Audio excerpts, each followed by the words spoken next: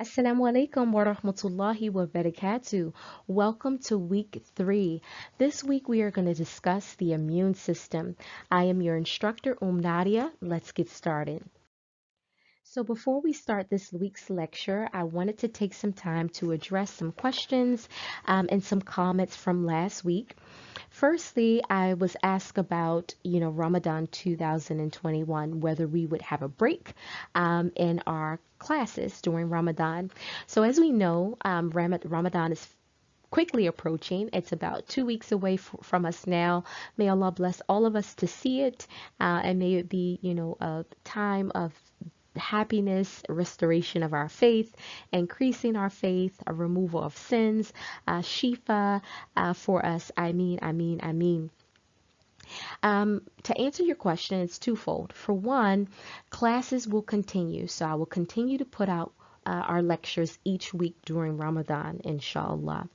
One of the reasons for that is because, alhamdulillah, this is a sadaqah from me and my family. And so to do this during Ramadan, hoping for Allah's reward, I think that would be just a perfect time to do this. We're reviving a sunnah here. So personally, I want to keep doing this as a form of ibadah during Ramadan. May Allah accept it from me. I mean, but also we here at the Halal Natural Products Academy have so much programming scheduled for you all that runs through the summer and the fall months. And so it's going to be important that we stay on schedule so that this course can end in a timely manner so that we can start our next course and our courses behind that on time for you all. So no, your lectures will not stop each week. However, the second part of this is if you want to take a break at any point during Ramadan, say you want to take off the first week of Ramadan, or perhaps you want to take off the last 10 days, the last week of Ramadan from doing your courses, or perhaps you want to just take the whole month off, to focus on other forms of ibadah, you are more than welcome to do that. Remember, with any of the courses that you take here at the Academy, as long as you complete the first lecture and the first assessment, you can, continue your access. If this is a go at your own pace course, all of our courses are that way. And so if you ever see that access has been revoked to your student account, but you've taken that first lecture and you've taken that first assessment, you will be able to pick up where you left off within a year's time. You'll be able to pick up wherever you left off. And you only need to email me if you have found yourself closed out from the course for whatever reason. So don't worry. If you want to take a break, that's completely fine and understandable. Second thing that I want to mention to you all is if you have not already, please take time. Even pause this video after I speak on this to set or renew your intentions and your intentions about taking this course or these courses with us, that is. So as you already know, while we exist here at the Halal Natural Products Academy is to fill a void that we have in the Ummah. There are not other programs that like this in the Ummah, that it's purely based upon the Qur'an and the Sunnah, inshallah, and that our goal is to revive the Sunnah of Islamic medicine in its purest form. Just the Qur'an, the Sunnah, that's it. And so our goal is to inspire you to practice Islamic medicine in the proper way, for yourself, for your family, and the communities in which you live in, and to serve those communities. So, we hope that you will carry on that intention. And so we hope that, you, again, will set that intention for yourself. And also, if you already have that intention, to renew it.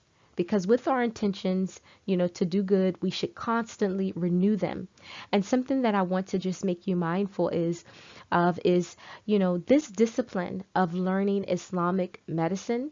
This is not a, at this point, this is an advanced course. This is no longer an extracurricular activity or something, that should be just learned for fun. At this point, this is again an advanced level course, and it's akin to a person going to medical school to learn the profession of Western medicine, right? This is the Islamic version of that, because essentially what you are studying to be at this point is a traditional doctor, a Islamic doctor. And this is a very noble profession, but this is it's a profession that carries a lot of responsibility and a lot of weight, and it requires a lot of time to study.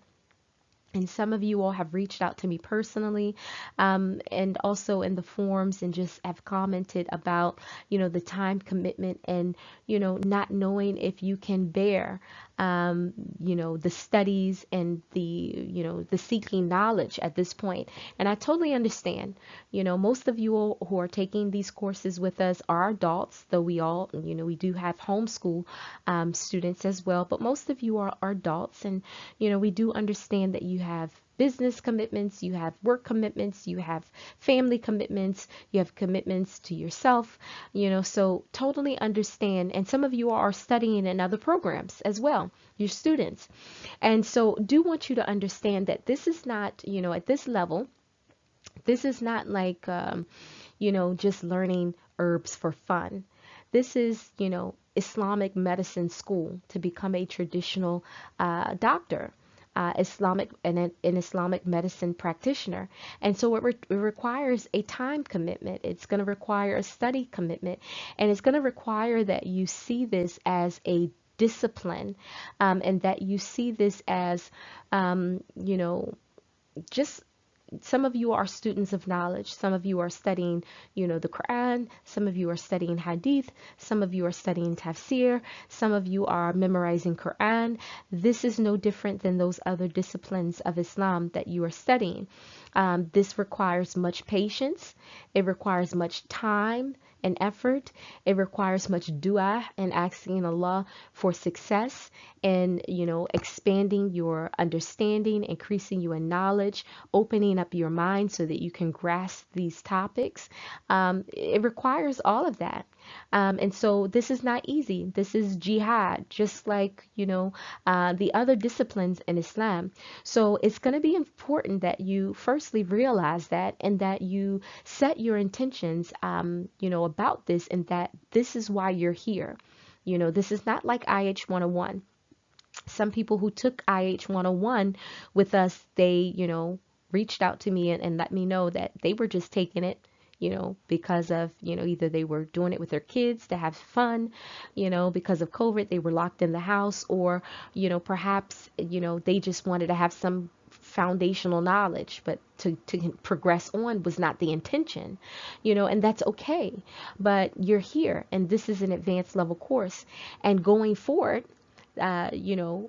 because this is again akin to studying to be a Western medical doctor, the topics presented are going to be more advanced and more complex, and the time commitment, the study commitment is going to, require more of you as a student of knowledge. And so as your instructor, and someone, who Allah has, entrusted with this knowledge, though I do understand that you all are, busy adults, I cannot compromise in how I present it to you and what is required for you to grasp this in a very comprehensive way, because in doing so I will do an injustice to you and whoever you may try to serve in the future. So again, setting your intentions, renewing your intentions is going to be super important for you all, especially going forth in these courses. And I do care, about you all individually. I've never met you, but my heart is soft towards you, and I care about each and every one of my students, and you grasping this information and being successful in this, because that's why we're here. This is why we exist, for you. This is about you grasping this information. And so I do understand that, some of you who are taking the course, you haven't been in school in years, and last week you were given a large amount of reading assignments. And going forward, you can expect much of the same. So I want to give you tips because I do care about you being able to do this and to continue on with us and not feel stressed and burdened.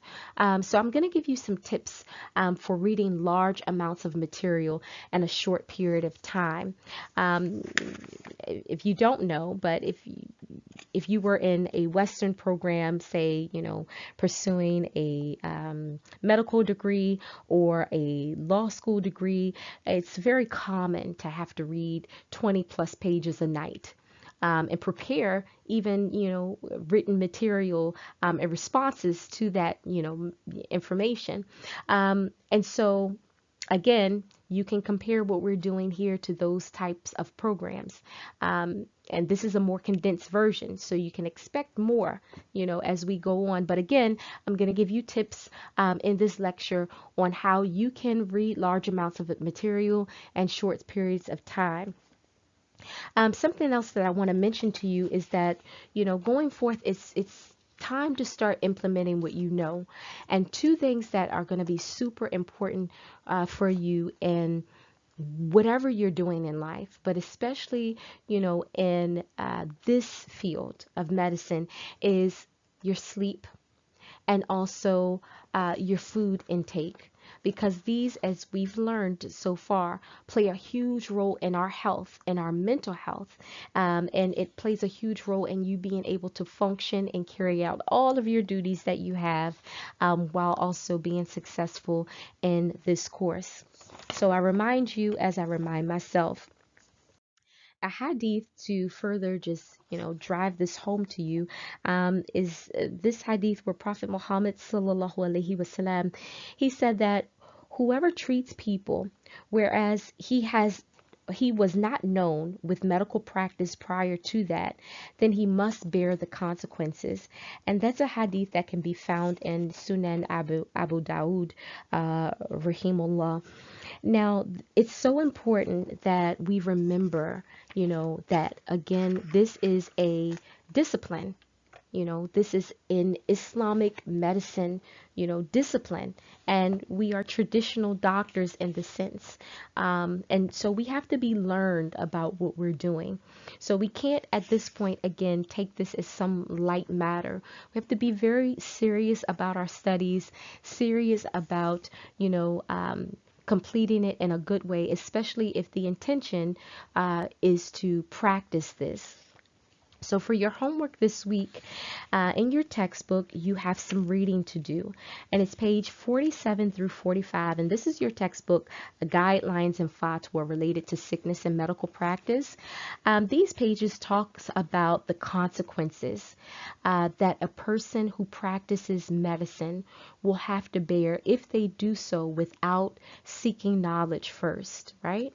And it also talks about consequences that a learned person will have if they harm someone, even if they did seek knowledge. And this is based upon Islam. So those are your readings for today. And so this reading also talks about the types of compensation that a physician would have to pay in the case that they harm someone in different scenarios. Again, even if you are experienced and learned, and in cases where you are not experienced and learned, the compensation that would be due from you if you harmed someone. So again, that's your part of your homework for this week, is to read that, and some questions from that reading will be on this week's test for you, inshallah. So let's talk about the position of Islam on herbalists and traditional doctors. There was a question posed to Sheikh Ibn Jibrin, rahimullah, where he was asked, what is the position of Islam on traditional doctors? Now his answer was, there is no harm in learning and practicing it. It was reported in a hadith that Allah has never sent down a disease except that He has sent down its cure, known to some and unknown to others. Herbalists learned in these medication through experience and referred to books written by knowledgeable scholars in the field. And this field is a field among the numerous fields of knowledge in which some people have specialized before, during, and after the time of the Prophet sallallahu alaihi wasallam. He further says that these people learned the combination of medication, their properties and methods of application, and in addition to their belief that such things are a means to recovery and that Allah subhanahu wa ta'ala is the real source of recovery. And he further goes on to say that there's nothing wrong with practicing it. And then he gives, suggestions about books that, people like us, herbalists and who are traditional doctors, should study. To help them practice properly. And this information can be found in your textbook as well. And if you don't have this textbook, I have scanned the pages from this week's reading for you, and they can be found in the download section, inshallah. So let's talk about some tips for studying and reading large amounts of material in a short period of time. I like to do something called skimming the material. And I'll explain what that is. And as we progress through the lecture today, I'm going to demonstrate to you what that looks like. But just to give you an overview, first of all, don't overwhelm yourself with studying, okay? There's a lot of material, a lot of it needs time to process through the brain, and so you're not going to get it in just one reading. But when you are looking at a material, say you're looking at, something, a handout that I've given you. Pay attention to the title, the headings, and the keywords in that document. Those are the first things that you want to do.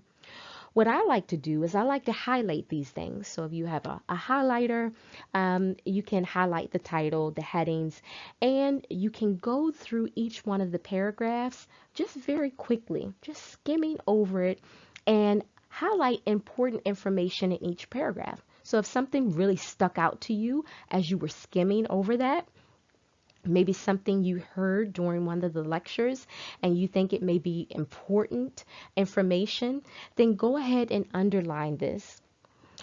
You're also going to want to learn the art of speed reading.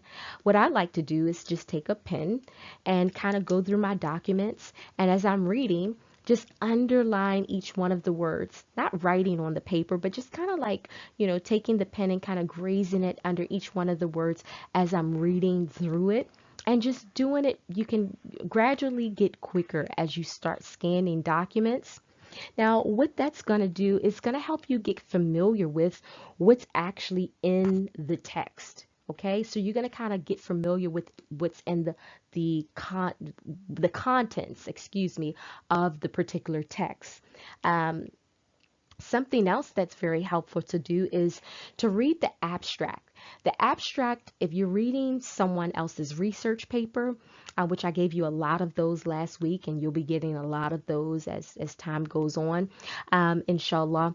The abstract is usually just a summary of the actual research paper. And it's usually 150 to 250 words in a well-written research paper. And it's usually right there at the top. And there's usually going to be a heading that says abstract. And so it's going to kind of give you, again, a summary of everything in that paper. So it's good to read the abstract. And then after reading the abstract, it's good to flip to the conclusion. And this is a great strategy if you really want to know what's in that paper very quickly. Now, the first reading when you're reading a document should be a skim. And a skim is just a quick reading, getting familiar with the topic and the contents of what's in that particular reading. And the second reading after that should take place sometime after the first reading. So once you've skimmed the document, You kind of know what's in it. You're familiar with it. You've highlighted some topics of interest to you yourself. And perhaps in doing that, you've learned at least one or two things in just skimming that document. Then you want to put that down, right? And then within 24 hours, you want to come back to it and then do a second reading for a full comprehension. Now, keep in mind, you may have to read, more than 2 or 3 times to digest that information, but try to give yourself time between those periods to really comprehend that information. And this is a good strategy for storing things in your long-term memory, okay? Giving yourself space, but between the time that you're actually introduced to the material to when you actually try to comprehend it, okay? This takes the stress off of approaching a big document with a lot of words and trying to understand it right away. You don't want to approach it that way. So this takes patience and it takes time, and this is a great strategy to implement.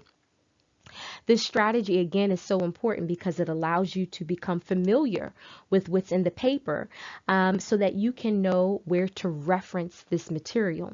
So what I'd like to prepare my students for, and this certification program is preparing you for this, is to be very knowledgeable in this field. So not only are you learning, about herbs, their constituents and product making and all of that, what you're being prepared for is to actually be leaders in this field of Islamic medicine and to prepare your own research. Okay. And a good example of that is if you want to go to my website, www.divineayat.com, go to my blog if you haven't already, look at my research on COVID.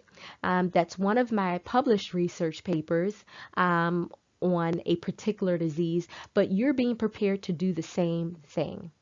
Right? This is what this is about. And so I'm mentioning this is because as you start to, go through vast amounts of material, there may be one topic of interest or one disease of interest that you want to study.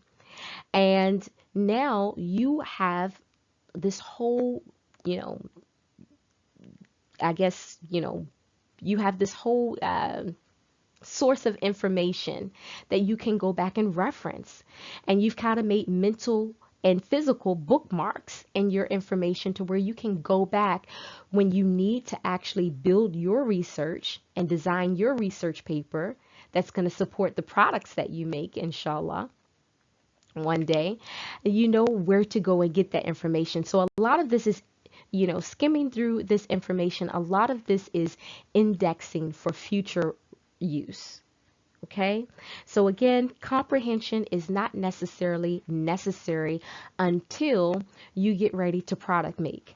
And before you do that, you're being taught here, this is part, you're in the beginning of this process. You take research methodology with me in about 1, 2, 3 more classes from now, inshallah. So what you're going to be taught then is before you actually even design your product that's supposed to be made for a specific ailment, a complex formulation, that is a formulation that involves more than 2 or 3 herbs, you're actually going to write a research about it. Okay, so this is all just indexing information to lead you to that point. So this is why it's important now to get serious about, learning how to skim the information, right? And actually, starting to familiarize yourself with digesting large amounts of information and indexing these things. Hope I made that clear for you. All right, So as I mentioned, I am so excited about all of the upcoming programming that we have scheduled for you all through the summer and the fall months, inshallah. And one way to keep all of our programming 100% free for all of our students all around the world is by doing our first annual spring fundraiser, and we have created a new store where we have some very fun products that we think that you all will enjoy. Um, and this way you can support the school and also get some really nice merchandise. As you can see, we have phone cases, we have coffee mugs. I think that probably one of my favorite products on our store is this coffee mug right here. As you can see, it says home of my favorite alkaloid and has a picture of coffee beans on top. So please, I will post the link below. Check out our store, send the link to others, and take time to support our spring fundraiser for 2021. Jazakallahu khair in advance. I mean. So let's talk about what we're going to cover in this week's lecture. We're going to start by talking about herbs and their actions. And for our medicine making this week, we're going to focus in on medicinal foods, particularly sauces and salad dressings. We're also going to be talking about some common ailments of the immune system, which include multiple sclerosis, irritable bowel syndrome, lupus, and also rheumatoid arthritis. So let's get started with herbal actions. This week's secondary metabolite are saponins. So saponins, what are they? They are sugar units. They're soap-like. So when you have an herb and they're high in saponins, you will notice that they form a foam in water. Now, saponins are widespread among plants. They've been reported to occur in more than 500 plants from at least 90 different families. So that's huge. And you can find the saponins in various parts of the plant. So you can find it in the leaves, the stems, the roots, the flowers, and the fruits. Now, some of the herbal actions of saponins include anti-tumor actions, spermicidal, sedative actions, expectorant, and also anti-inflammatory. One of my favorite herbs, blueperum, and I use the root in some of my preparations, is high in saponins, and particularly it has that herbal action of the anti-inflammatory effect. All right, remember, learning about the plant constituents will allow you to bring your organoleptic testing and your plant chemistry together. Definitely encourage you, as always, to further your study. I've included some supplemental study material about saponins in your download section. And just as a reminder, we have finished talking about phenolics, we finished talking about alkaloids. Now this week we've discussed saponins, and next week we're going to be talking about terpenes. Now we are ready to bring plant chemistry and the immune system together. Let's make some connections. So what is the immune system and why is it important? So the immune system comprises of white blood cells, in particular T cells and B cells. Now, as you've already learned in the Khan Academy videos, your B cells actually produce antibodies. And these antibodies, they help the body fight off foreign invaders. Your immune system also comprises of macrophages, and your skin is part of the first line of defense of your immune system. Now, from a physical and mental standpoint, your immune system does a lot of things. Again, it fights off foreign invaders in the body. It also works with other systems within the body. So it works with the circulatory system, as that system actually transports the white blood cells to fight foreign invaders. It also works with the lymphatic system, which has lots of white blood cells to fight the invaders. The spleen actually filters the bacteria and the viruses out of the blood. Also, the skeletal system.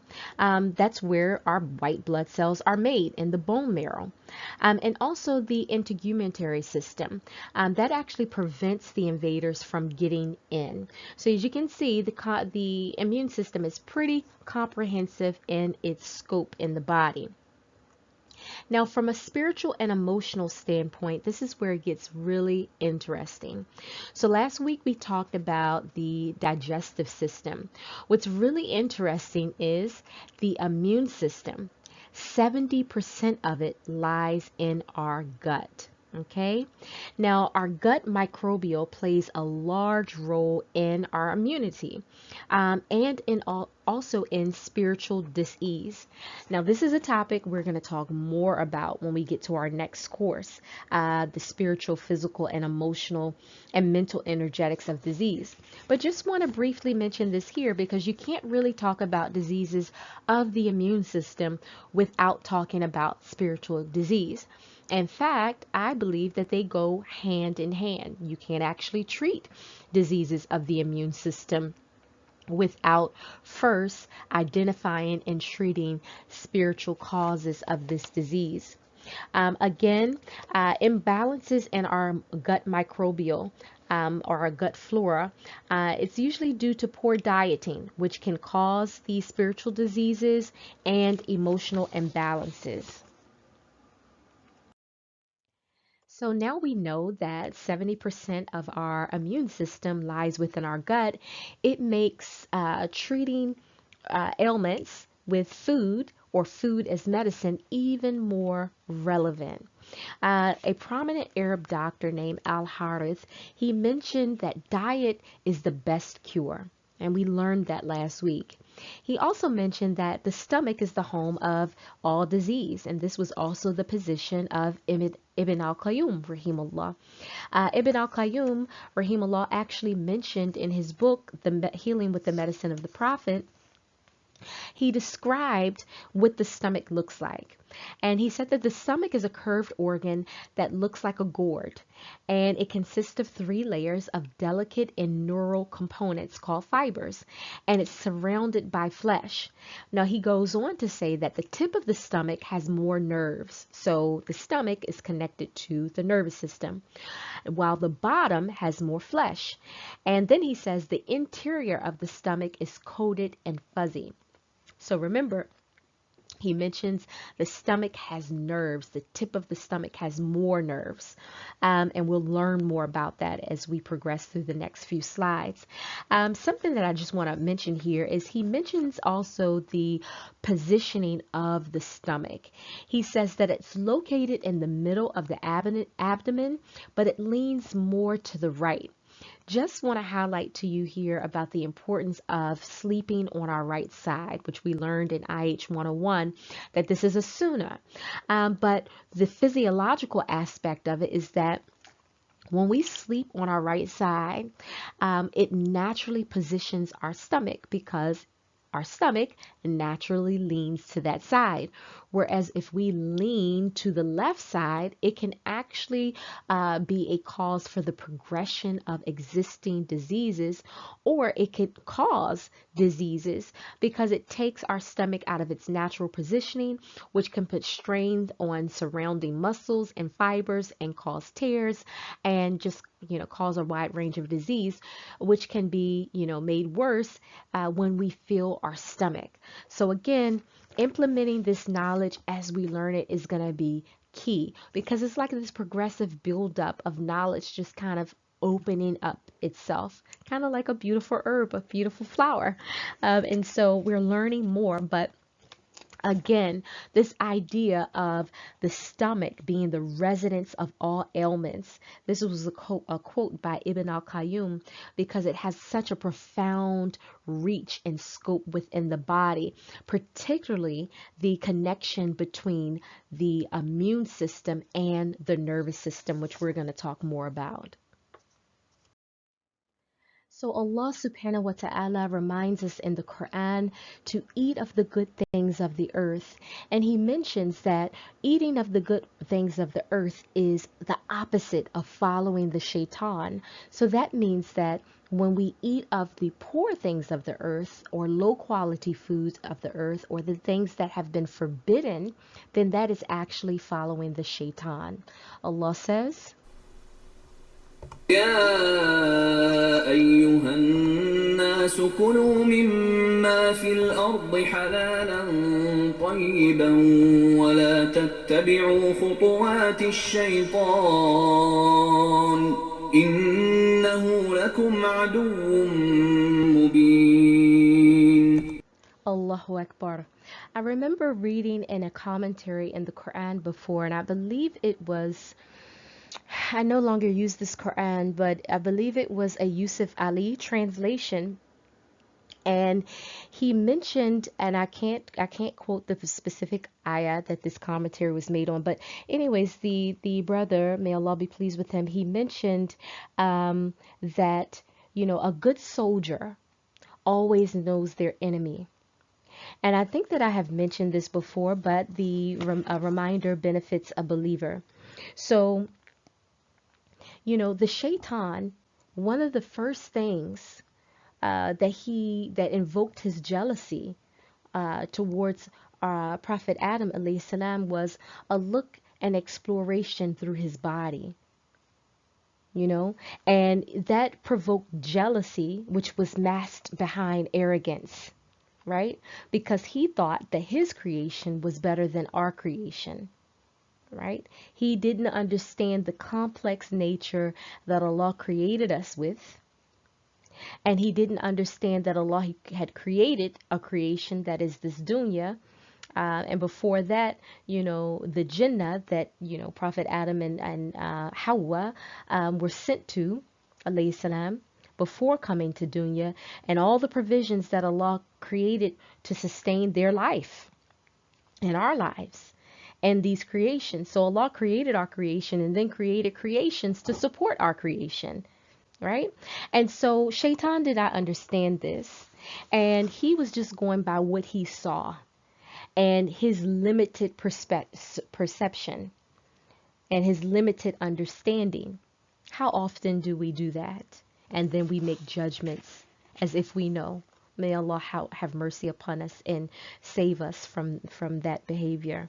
I mean, but that's what the shaitan did. He was filled with jealousy, and that turned into an arrogance.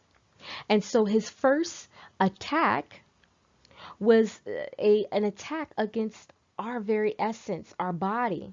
Because at that point, you know, Prophet Adam, when Shaitan was exploring through his body, you know, as the narrations go, you know, this is before the soul was put in Prophet Adam, and he was on display, so to speak. And the Shaitan would go and he would, you know, enter into his body, and he thought it to be like a hollow type of vessel. He thought that his creation was more complex. So his first, you know, point of, you know, first point of issue was with our bodies. And so that's what he seeks to harm. Because again, Shaitan was able to flow through us, and this is something he's still able to do. There's a narration where Prophet Muhammad sallallahu alaihi wasallam said that Shaitan flows through the blood of man like water. Very easily he can flow through us.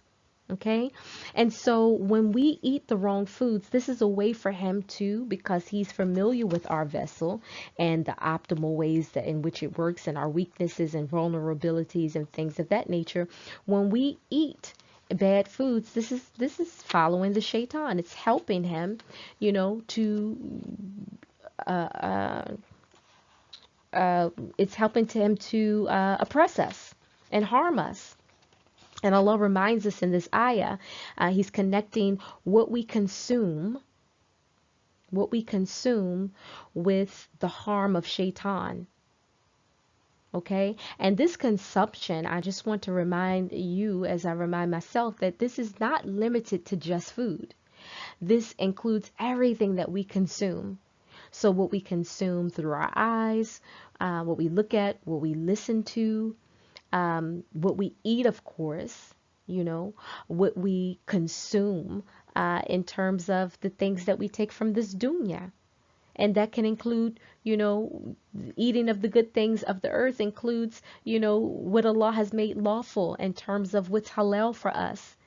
People, foods, things, places, all of these things. And that's why I mentioned that when we talk about health, we can't talk about it in one dimension, not as, Islamic medicine practitioners. We can never approach health that way. We can never look at it through a vacuum of just herbs or just food. We can't. Because, again, consumption is not limited to just food, but we're letting things into our body and into our spiritual space, and they have an effect. And that's why, especially when it comes to food, it's correlated to our spiritual self, as we can see in this ayah.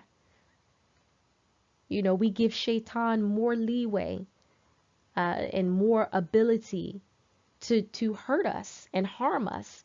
But we can't blame anyone for ourselves. Allah doesn't cause that. We bring these things upon ourselves. Okay, but what shaitan knows that we will do is once we follow him, we get sick, then, that weakens us, some of us, in our faith. It weakens us because some people, if they're already low in faith, they will ask, why did Allah do this to me? Or why did he do this to my child? Right? But this, even if you eat correctly, it could be something that maybe your ancestors did and it, it's come down through genetics. Because Allah's time is not like our time. It's not like our time. So we have to keep these things in mind, keeping in mind that a strong believer is better than a weak believer. And that's in every way, that's in body, mind, spirit, emotions, all of that.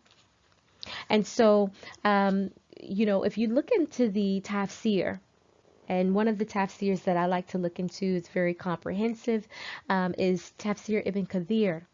And about this particular ayah, he mentions, the order of Allah to eat the lawful things and the prohibition, of following the footsteps of shaitan. And then he says, in this tafsir, he says that Allah has allowed them to eat of any of the pure lawful things on the earth that do not cause harm to the body or the mind. To the body or the mind.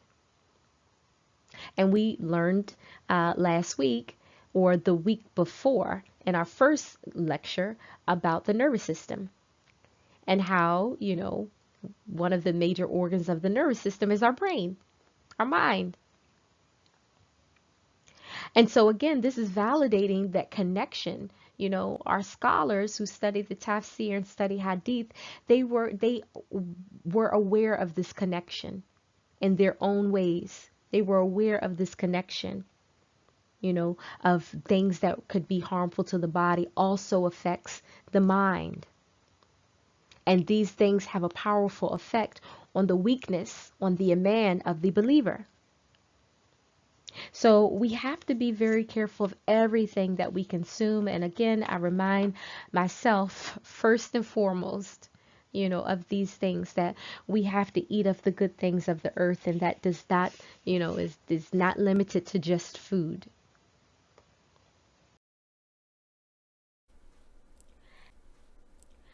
So many herbalists, including myself, believe that inflammation is the root cause behind all diseases. And modern medicine or Western medicine is now kind of catching up scientifically to this belief.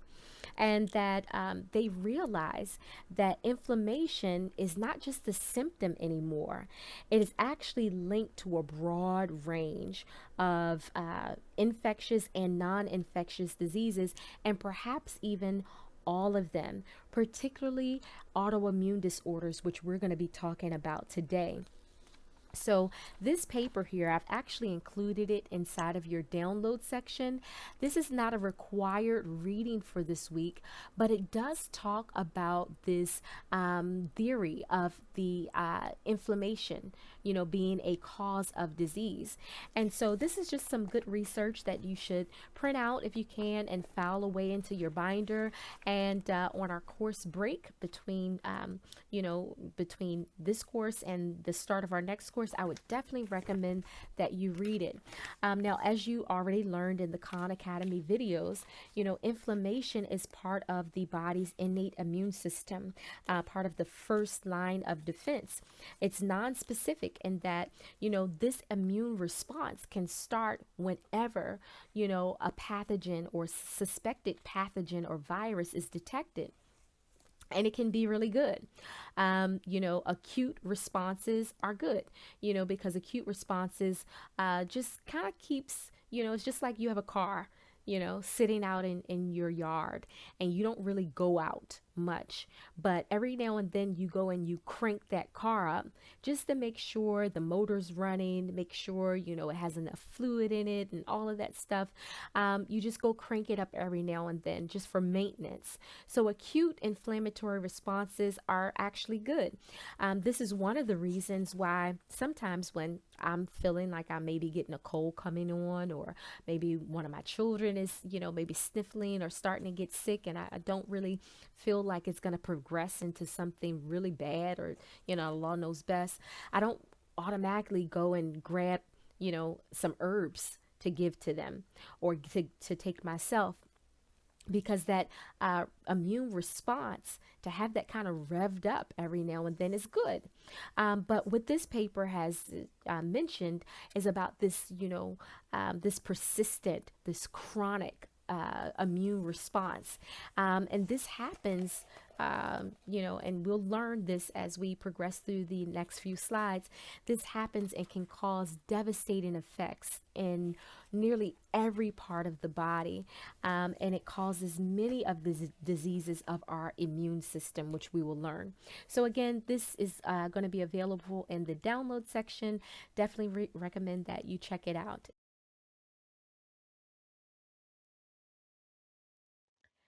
So just to touch a little bit more on the immune system and the inflammatory response. Now, the inflammatory response is part of the body's first line of defense, as I mentioned, and it's part of that innate immunity.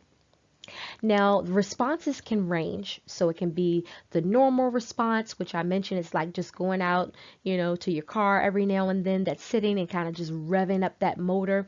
That's good. It releases hormones like cortisol and just makes sure that everything's kind of just functioning properly. But then you have abnormal responses. We see these abnormal responses even more now than ever in COVID-19 cases or severe cases of COVID-19.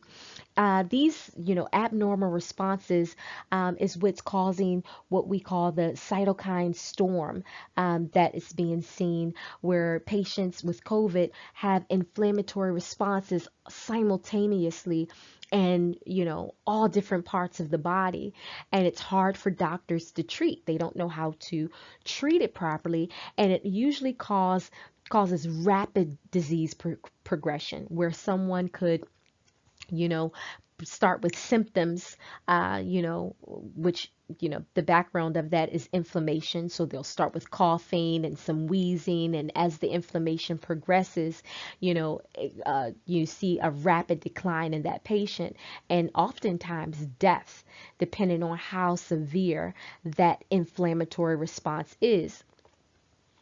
Now, again, normal, inflammatory response is good. It actually brings white blood cells to the point, or where the body thinks that the disease is originating, and it sends them there to kill it.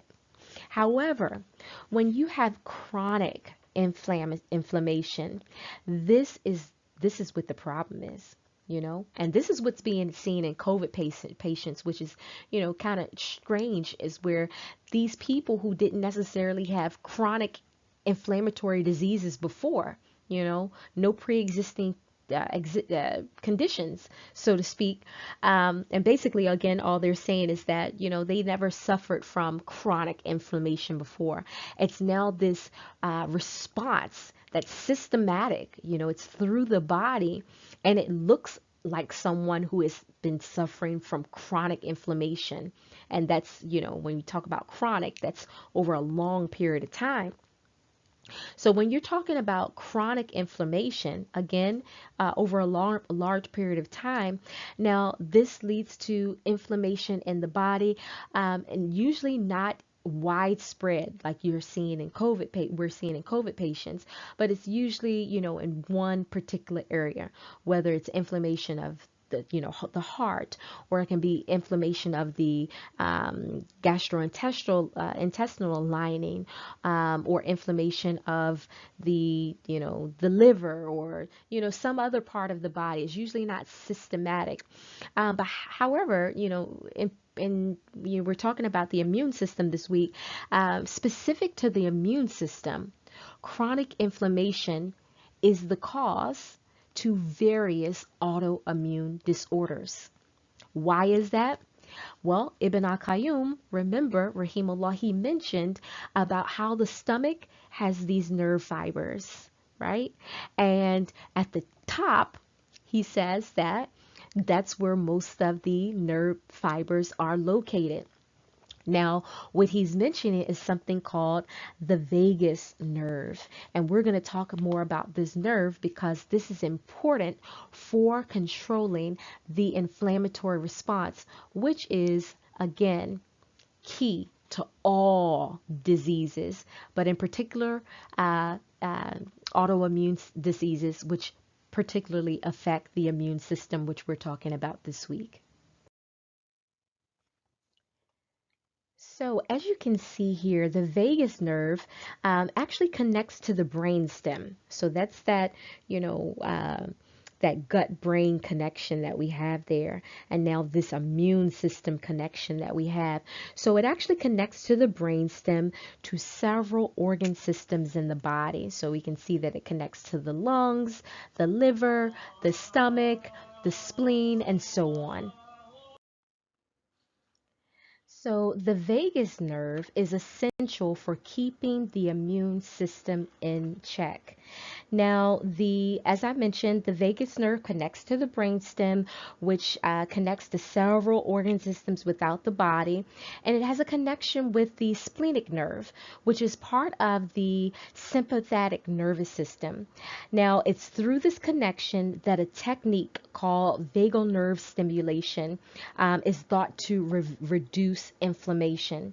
Now, as you can see here on this diagram, there is an electrical device that's connected to the vagus nerve.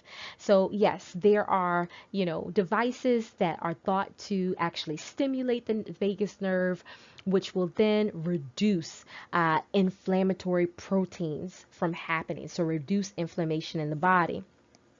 But there are actually more natural ways to stimulate this vagus nerve, and consequently, by doing so, will reduce inflammation. And these ways are, again, natural and according to the Qur'an and Sunnah. Now, we won't get into that very deeply in this course. That is actually something that we will be discussing in our next course. This is why I'm really excited to present that content for you, because that's really going to bring it all together. But the focus of our discussion today and in our courses, our lectures for this course, is going to be on the support of certain lifestyle changes like diet, and also herbal remedies to help in this process. But this is just some really good FYI that that the vagus nerve, when we talk about inflammatory responses, especially, in regards to the immune system, it's a really important therapeutic target for reducing inflammation. Now, again, the vagus nerve is essential for keeping the immune system in check. And, and again, we're going to be talking about some natural ways to stimulate this particular nerve. The immune system and autoimmune disorders. Why are we talking about autoimmune disorders? Well, from a statistical standpoint, according to the National Stem Cell Foundation, nearly 4% of the world's population is affected by one of more than 80 different autoimmune disorders. That includes lupus, IBS, IBD, rheumatoid arthritis, multiple sclerosis, and type 1 diabetes. Now, you might be saying 4% of the world's population is not a lot. Well, with autoimmune disorders, what you will notice is a lot of times these go undiagnosed to where, the doctors cannot pinpoint a cure, and they sometimes don't diagnose at all, or they, misdiagnose and say that it's something else. So this 4% may seem like a small number, but as we continue to talk, you'll see that it's probably because it goes undiagnosed a lot of the time. Now, in terms of, here in the US, autoimmune system diseases actually represent the third most common cause of chronic illness. So that's big. That's really, really big. Now, from a spiritual standpoint, again, as I mentioned, you'll see as we start talking about these disorders for this week that a lot of times the causes are completely unknown. And it's like epilepsy, whereas in most cases the cause is unknown, but we know that in these cases there's a spiritual component to it. And so this is the reason why, and so a lot of times what I've seen in my practice is that clients will come to me and they are presenting with, symptoms of a particular autoimmune disorder. Right? But they've went to the doctor, they've taken all sorts of blood tests, they've taken, all sorts of, x-rays and brain scans, and there's nothing shows up. But they have all these physical symptoms. They're having pain. They're having abnormal, monthly cycles. They're experiencing just a range of different symptoms. They can't get out of bed. And so then sometimes, they get very, very desperate and they go and they consult someone that does the ruqya, because they say, well, it's nothing physical. It has to be something spiritual. And this is, again, this is the tie. It is a spiritual and it's a physical. And so both need to be treated. Also, mental and emotional need to be treated. And again, we'll dig into that in our next course, inshallah. So from a spiritual aspect, it's very crucial because, if you do open up a practice, inshallah, in the future, you're going to see this just like I see it, where people are experiencing real symptoms, but they're only treating it spiritually, which is good. That's really good. But they also need some physical support. They some missing links, some dietary lifestyle changes are missing. Some supplemental herbs that could be used are not being used. And so Allah, He can, cause a cure by any means, but for holistic medicine, and that's why our role as Islamic medicine practitioners is so crucial. A lot of times you might find, like I found with clients who spiritually are trying to do everything right. They're keeping up with all of their prayers. They're memorizing Qur'an. They're, implementing sunnahs. They're eating from halal. They're doing all that they can. They're doing the ruqya on themselves, but they are still experiencing symptoms. And again, it's because, these are physical and spiritual and mental and emotional diseases. And that's why I chose to focus on autoimmune diseases this week as we talk about the immune system, because they are so important and probably, in my opinion, the most important diseases that affects the immune system. So let's talk about multiple sclerosis. We're going to call it MS. What is MS?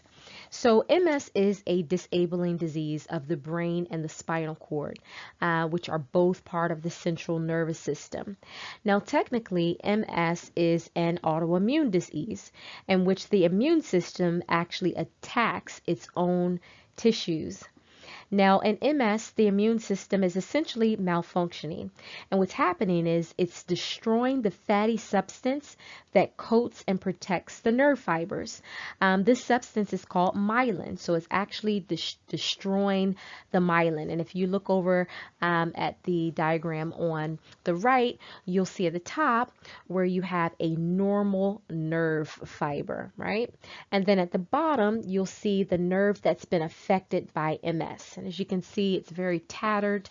The actual fiber of the nerve that's inside, which is usually coated by this myelin, is now exposed. And so this is what's causing the symptoms that are being presented in MS patients. So what are the symptoms? Now, the symptoms actually vary. And they vary depending on the extent of the nerve damage. But a lot of the symptoms that, we see in MS patients, and excuse me, I'm just going to mute my phone. My alarm is going off here. So a lot of the symptoms that we see in MS patients, you hear them reporting numbness or weakness. Usually this happens in one or more of their limbs. It usually happens on just one side of the body at a time, particularly in the legs. So you hear a lot about the nerve, pain in the legs. Also, you'll hear them talk about electric shock sensations throughout the body, especially if they move the neck a certain type of way. There's electric shock because remember we have that vagus nerve running through the neck, and you'll see a lack of coordination, sometimes shaking of the hands. Other symptoms can involve vision problems like, a complete loss of vision or a partial loss of vision, sometimes blurry vision or double vision. Sometimes the symptoms can resemble stroke. So you might see or hear slurred speech, dizziness, tingling or pains in different parts of the body. Sometimes there are problems with like sexual arousal issues or bowel and bladder function. Fatigue is a huge symptom, and this is just not normal fatigue. This is debilitating fatigue, to where the body just basically wants to shut down, and it's a struggle to sometimes even get out of bed. And you can imagine how much a person with MS who has not been diagnosed, because they may have been to the doctor and taken all sorts of tests, and the doctor's coming back with nothing, but this person is experiencing this intense fatigue that they can't, explain by tests and blood work and things of that nature, but it's very real to them.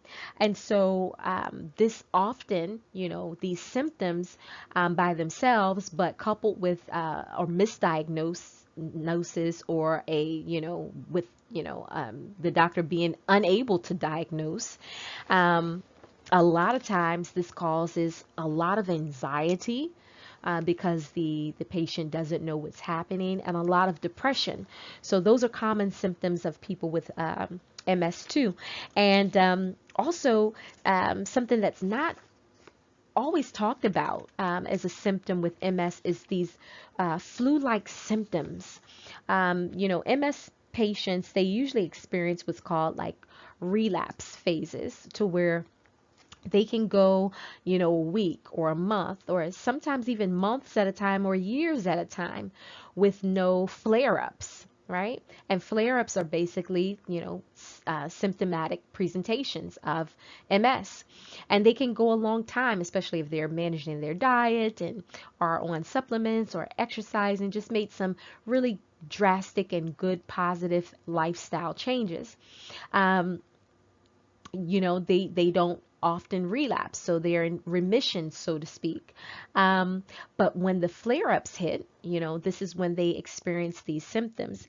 And a lot of times, MS patients are able to kind of feel their symptoms going on, just like a person who feels as if they're about to get the flu.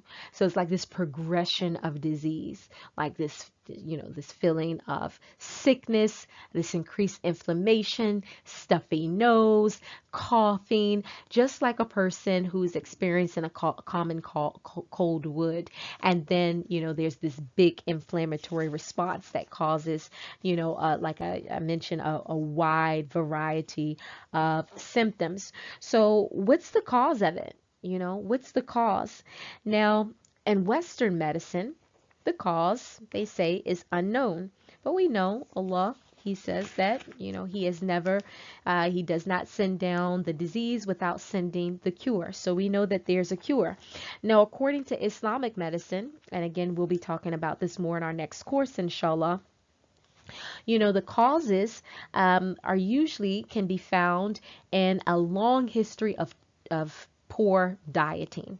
Now, this does not just, include the person. This is, taking in consideration their ancestry, the type of diet that their ancestors ate, their mother's mother, father's mother, so on and so forth. So just a long history of poor dieting that's passed down, which has caused an imbalance in the gut flora. These autoimmune disorders in general, but particularly MS, usually have emotional, physical, and mental trauma attached to them. So you'll see in Western medicine, though they say that there's no,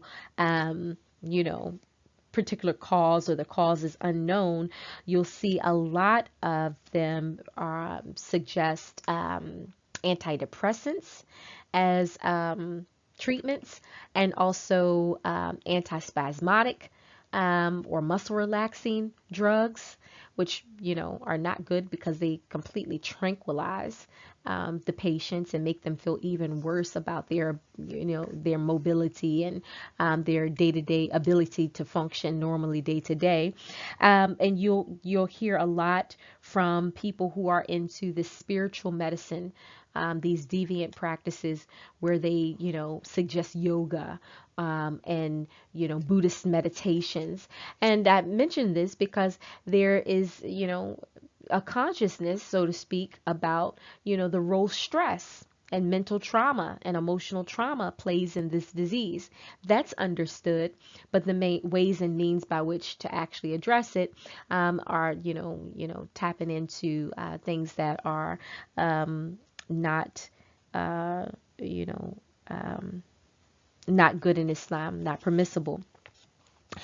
So also another cause from an Islamic medicine standpoint is spiritual disease.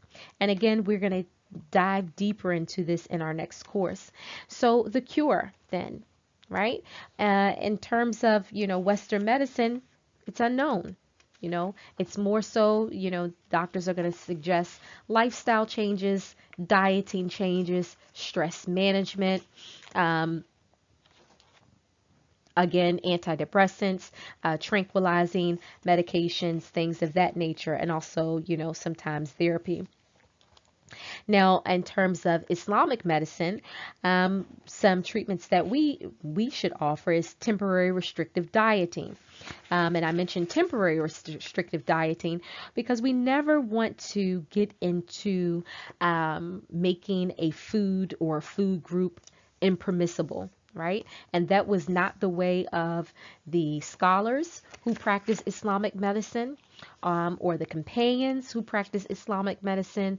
Prophet Muhammad sallallahu alaihi wasallam did not practice this way, and that can be evidenced in when one of the companions was recovering from conjunctivitis or an infection in his eye, and he came to the Prophet sallallahu alaihi wasallam, and the Prophet had some dates and he wanted to eat some, and the Prophet advised him that now wouldn't be a good time because dates are not conducive to healing from conjunctivitis.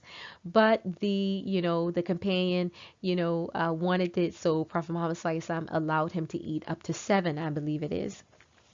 or I believe it was. And so we can see from this hadith and many other narrations where, you know, diets are not meant to be something that is long term, you know, because, you know, Allah says in the Quran that, you know, we don't want to make what He has created, you know, we don't want to call it something that Allah has placed good in, and He's created everything good in everything. We don't want to say something that He didn't say was haram. We don't want to say it was haram. Okay, so and that way, temporary restrictive dieting is again necessary, and we should go into it with it being temporary. Gut cleansing is very important. We talked about like laxatives and things like that, and herbs last week. Rebalancing of the gut flora. So then when we start refeeding the clients, then we want to refeed them using this idea of food as medicine, where we're going in and we're doing prescribing foods and herbs that will replenish the gut flora. Now, immune system herbs. Here's the thing, and we're going to learn about different types of immune system herbs, but not all the time. It's not all the time that immune system herbs should be used for autoimmune disorders. And that's why I have it listed here last, because it's like it's a necessary thing, but it's a last option. You know, definitely want to try lifestyle changes, stress reduction changes according to the Quran and the Sunnah before we try to prescribe herbs for autoimmune disorders. And the reason for that is, remember, autoimmune disorders is, you know, the immune system attacking itself, and it's linked to an overstimulated inflammatory response. So you have this class of immune system herbs called immunostimulant or immune stimulant herbs, right? And these herbs actually stimulate the immune system. They can worsen the disease progression of autoimmune disorders. So just want you to keep in mind that with autoimmune disorders, they are herbs should not be the first intervention used for those, right? They should not be the first intervention used, particularly immune stimulant herbs. And so you'll see with a lot of the herbs for the immune system that, you know, it's specifically listed, you know, in some of the texts in the pharmacopoeias about, you know, if it's immune system stimulant herb, don't use if you have an autoimmune disorder, or use with caution, or consult your practitioner. And this is where experience comes into place. So let's move on.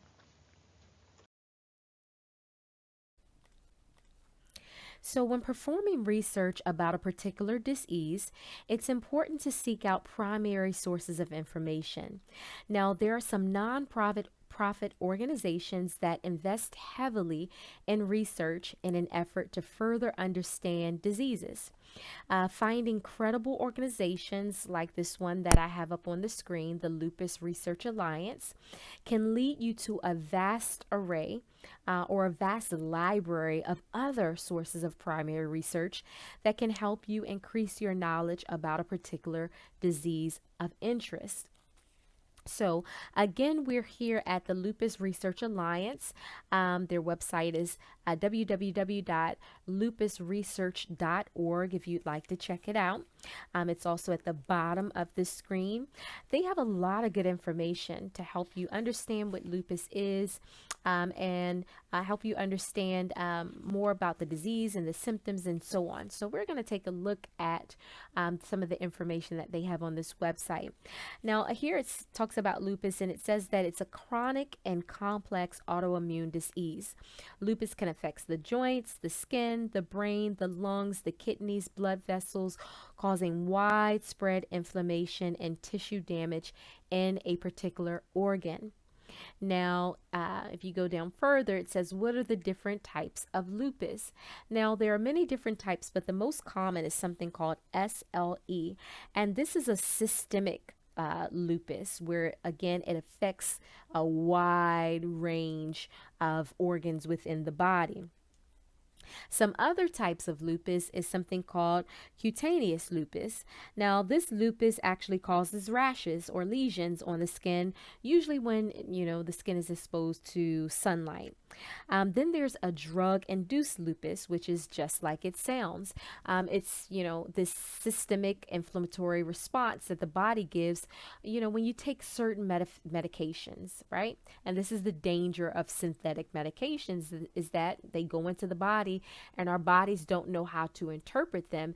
And sometimes it can interpret them as a pathogenic invader, like a virus or a bacteria, which typically, basically it is. It's a foreign, foreign substance in the body, and the body over responds because it just doesn't know how to mount the proper response. It's unfamiliar with it. And again, this is called drug-induced lupus. This is usually not a chronic condition. This usually stops once, the person stops the medication. Then there's something called neonatal lupus, which occurs when a baby gets autoantibodies from its mother. So the mother has SLE, and then the baby actually acquires antibodies from that. So to move on, something that's really, interesting is that when it talks about like who is most likely to get lupus, it talks about, let me go back up to that. It says anyone can get it, but particularly it affects women. Now, with autoimmune diseases, that is very common. Women are among the highest groups for autoimmune diseases. You'll see that across the board. That's true with MS. It's true with inflammatory bowel syndrome and also rheumatoid arthritis. And again, in our next course, we're going to talk more about that and why that could be, from a Islamic perspective. So here it says, does lupus run in families? Is this like a genetic thing? Now, it says based upon the most recent research, they found that genes do play an important role. And remember when I talked about like dieting, how we have to look at the diet, but we can't just look at the person. We have to kind of look at, how the family ate, kind of looking backwards at ancestors. So that plays a role. And researchers verifies that. They see that it plays a role, but they say it is not the only risk factor, which we do know because we understand now that, the spiritual, there's spiritual components to these autoimmune diseases as well. So it says here, what causes lupus? Again, as with many of the autoimmune diseases, the cause is unknown. But again, they say genetics, epigenetics, which are changes in the chromosomes that affect gene activity. Again, what our ancestors ate actually changes chromosomes that affect gene activity.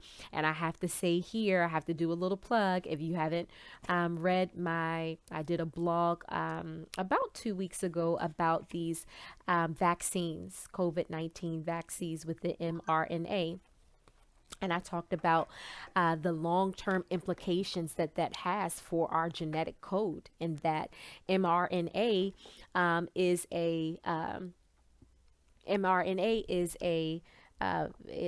a technology that's usually, it has been traditionally used for gene editing, right? Okay, and so we're using it now, first time ever in history, in a vaccine. Okay. And so we don't know the long-term implications. We have diseases like, lupus and other autoimmune diseases that are tied to what? Epigenetics. It's tied to changes in the DNA. It's changes in the gene. And now we're taking, vaccines worldwide that we've never took before with technology that, does gene editing, has been used for gene editing. So again, if you haven't read that, the blog that I published a few weeks ago on that, you can go to my website, www.divineayat.com/blog, read it, share it, because more Muslims need to know. Also, it says that environmental factors play a role, and here viruses and infections, and they should have said bacterial infections, play a role in lupus, and you'll see mainly all of the other autoimmune diseases. When you think about autoimmune diseases, think about how we talked about the digestive system last week, and we talked about how a lot of the ailments like GERD and peptic ulcers, and gastritis all were, connected. Same way with autoimmune disorders, they're connected. And the common thread there is inflammation. It's inflammation. Let's see here. Next, they talk about what are the serious health risks of lupus. Lupus is a very dangerous disorder, and that because it's so far reaching, it affects so many organs at once. It's systemic. That's what we call systemic or systematic. It affects the whole system. Some of the most serious health risks would be to the cardiovascular system. So cardiovascular disease, kidney disease, and stroke. It can also cause damage to the heart valves, which can result in heart murmurs. When the disease actually affects the kidneys, patients require intensive drug treatment to prevent permanent damage. Lupus may also attack the brain, the central nervous system, which can cause seizures or strokes. This is something else. Just like with autoimmune diseases, you'll see that, women commonly are the main groups that have autoimmune diseases. You'll also see commonly that seizures and even epilepsy can be, a result or resulting factor, or resulting effect, or an effect, let me just say an effect of autoimmune diseases, seizures, and epilepsy. And remember, we talked about epilepsy being mainly a spiritual disease.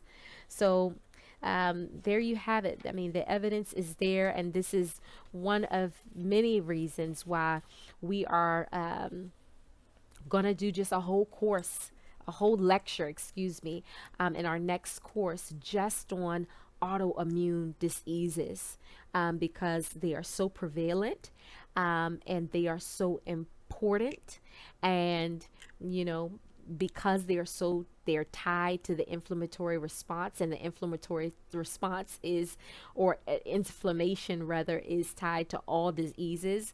It's important that we take a deep look into that as Islamic medicine practitioners, and learn how to treat it physically, spiritually, mentally, and emotionally. So let's go on. It talks about, okay, we covered, does lupus run in the family? What causes lupus? Okay, how is lupus diagnosed? And I'm not looking at the screen. Most of the time I'm looking at my papers here.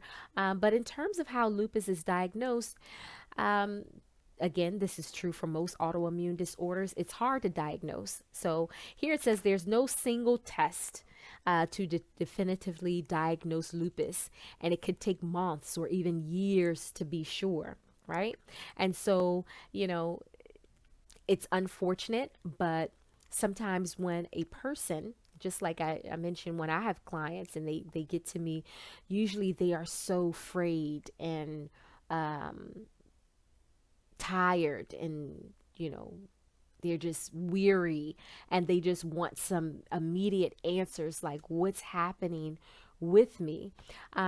Same thing when patients with autoimmune disorders go to the doctors, and they're hoping for some answers, and maybe the doctor draws some blood. They have to wait for a week or so till the blood tests come back.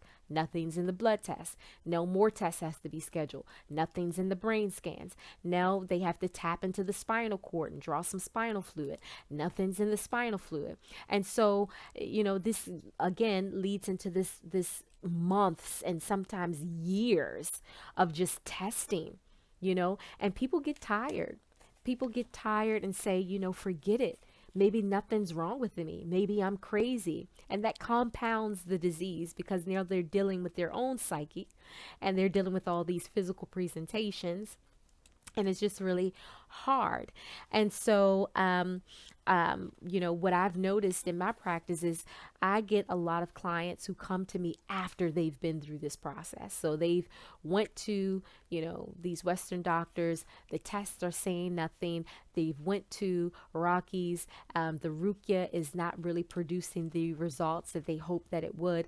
And once they get to me, they just want to know, what herbs can I take? And then I have to say, wait a minute. This is not what you need first. So I just want to kind of, we're going to talk about this when we get into our clinical courses of how to deal effectively from an Islamic perspective, how Prophet Muhammad SAW counseled, how he dealt with, how he suggested, how he prescribed, how he recommended. But just want you to keep this in mind, that this is mainly what we deal with in this field. This is what we will be seeing. It comes from a variety of places, and it's hard to diagnose with Western medicine, but an Islamic medicine practitioner, it's very easy for us, once we acquire the proper knowledge, to diagnose and treat effectively with experience as well. Inshallah, may Allah make us successful.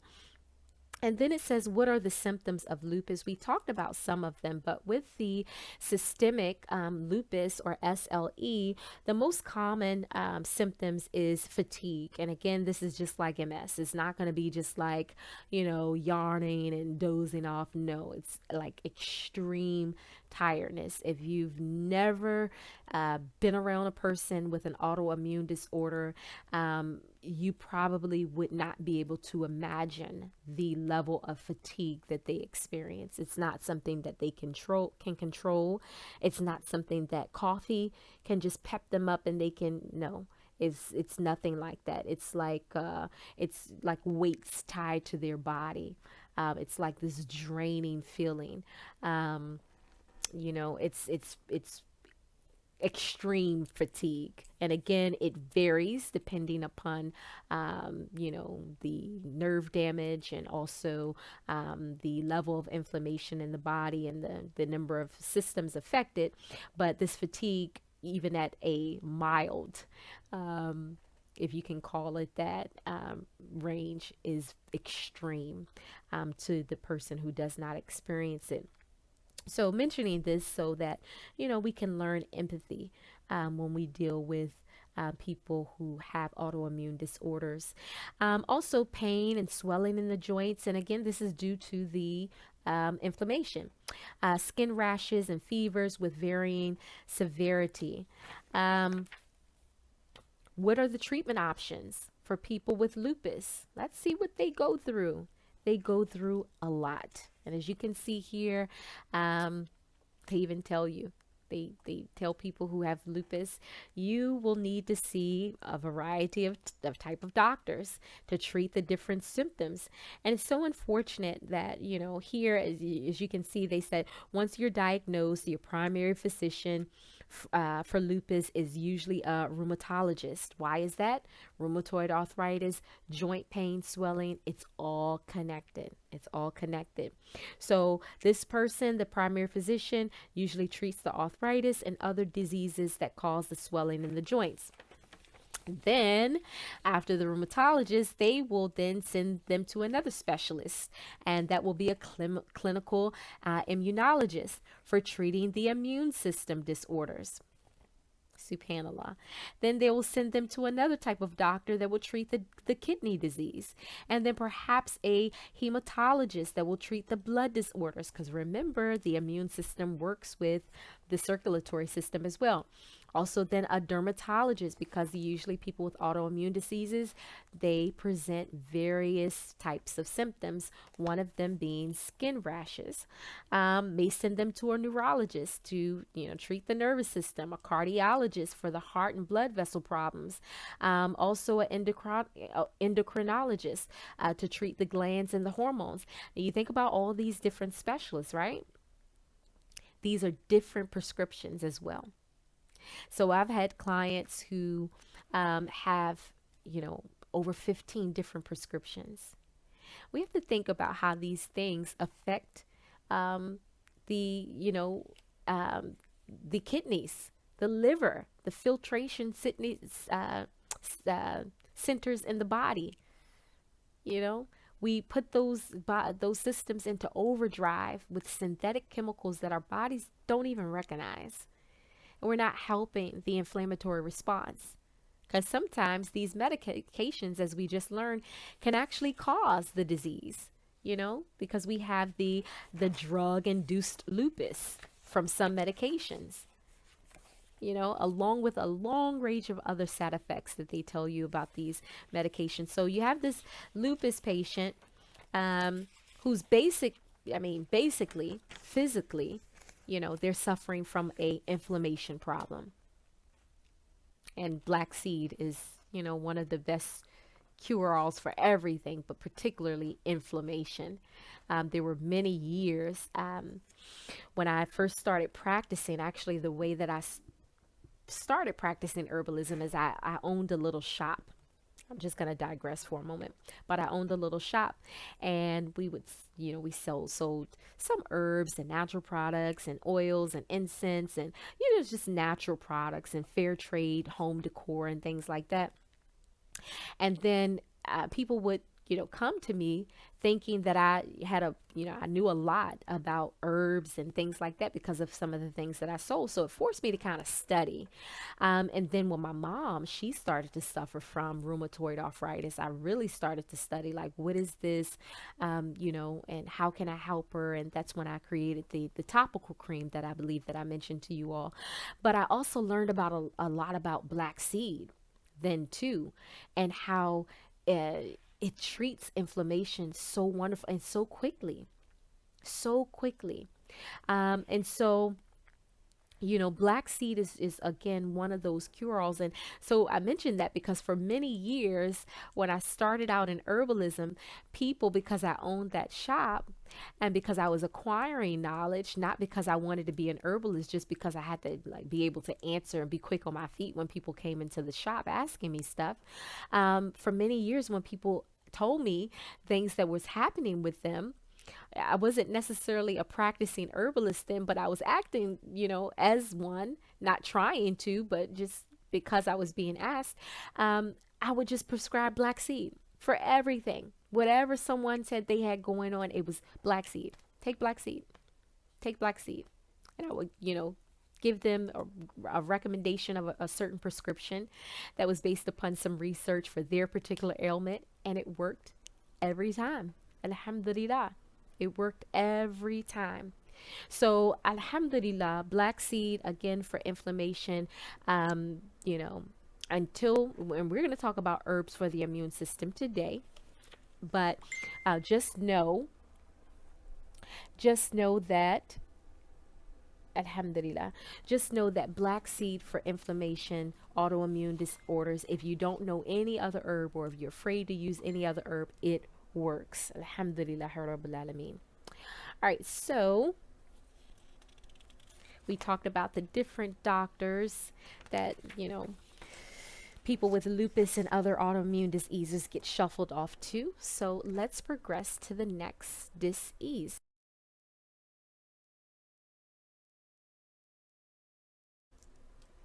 So now let's talk about rheumatoid arthritis. So we are at the Centers for Disease Control and Prevention website, or the CDC. And this website, it has so much information about all sorts of diseases. And again, a lot of the information on the CDC's website, because this is a government run website here in the United States. It is funded, most of the research is funded by the US government. And so it's backed upon a lot of studies and, as I mentioned, primary resource, and it can lead you to other sources of primary research, excuse me. So again, we're talking about rheumatoid arthritis. So what is rheumatoid arthritis? So here, as you can see, it says rheumatoid arthritis, or RA for short, is an autoimmune and inflammatory disease, which means that your immune system attacks the healthy cells in your body by mistake, causing inflammation, painful swelling in affected parts of the body. So it says here that RA mainly attacks the joints, and usually it attacks more than one joint, and that's a characteristic of RA, is that you usually have, more than one joint affected. So the common joints affected are joints in the hands, the wrist, and the knees. With RA, the lining of the joint becomes inflamed. So much like MS, where we have that, protective sheath around the nerve fiber, it actually deteriorates, right? Well, in this case, the lining of the joint becomes inflamed with RA. And as I mentioned, you'll see that a lot of autoimmune diseases, they kind of mimic one another in the way that they cause deterioration and degeneration of the areas affected. But in this case, the inflammation actually causes the damage to the joint tissue. Now, this tissue damage can cause long-lasting effects like chronic pain, a lack of balance, and even deformity. So you'll see some people with rheumatoid arthritis, especially older people, their hands begin to kind of lock up. You'll see like the fingers kind of, they're extended, and then right there at the last joint, it's kind of bent over, and it's kind of stuck in that position. So these are the type of deformities that you may see in RA patients. So it says, what are some of the symptoms? Let's go down a bit. What are some of the symptoms of RA? So just like with MS, when a person's symptoms get worse, we call those flare-ups. And the times when the symptoms get better, we call that period remission, right? And some of the symptoms that you'll see when, a person is in flare-up is they're just pain. It's a lot of pain. So you'll find that RA patients, that are treated by Western doctors will go and get what's called cortisone shots, where, these are pain relieving shots that kind of last. Sometimes they get them on a weekly basis, and they get it right inserted into the joint, and it's supposed to kind of, soothe the inflammation and kind of calm those nerves in that area. But just a lot of pain, aching in more than one joint, stiffness, tenderness, and swelling. Usually, unlike MS, it affects both sides of the body. RA affects both sides of the body, such as both hands or maybe both knees. Sometimes you'll see weight loss, and this is sometimes caused by, especially if people have rheumatoid arthritis in their hands, it's too painful to use the hands to eat. And so, especially in older patients, you'll see weight loss, sometimes fever because of that inflammation, fatigue, tiredness, and just general weakness. Now, what are the causes of RA? Again, specific causes of RA are unknown, but there are some risk factors. So let's talk about those. There are 3 in particular that I want to point out to you. For one, you look at number 2, and sex. There we go again. In new cases of RA, typically 2 to 3 times higher in women than men. Interesting topic. I'm so excited to get to that with you guys in the next course. Genetics and inherited traits, number 3, is huge. The risk of RA may be highest when people with certain genes are exposed to environmental factors, dieting being one of them, also smoking, or when a person is obese. That leads me to the last one on the list, obesity. Okay, being obese can increase the risk for developing RA.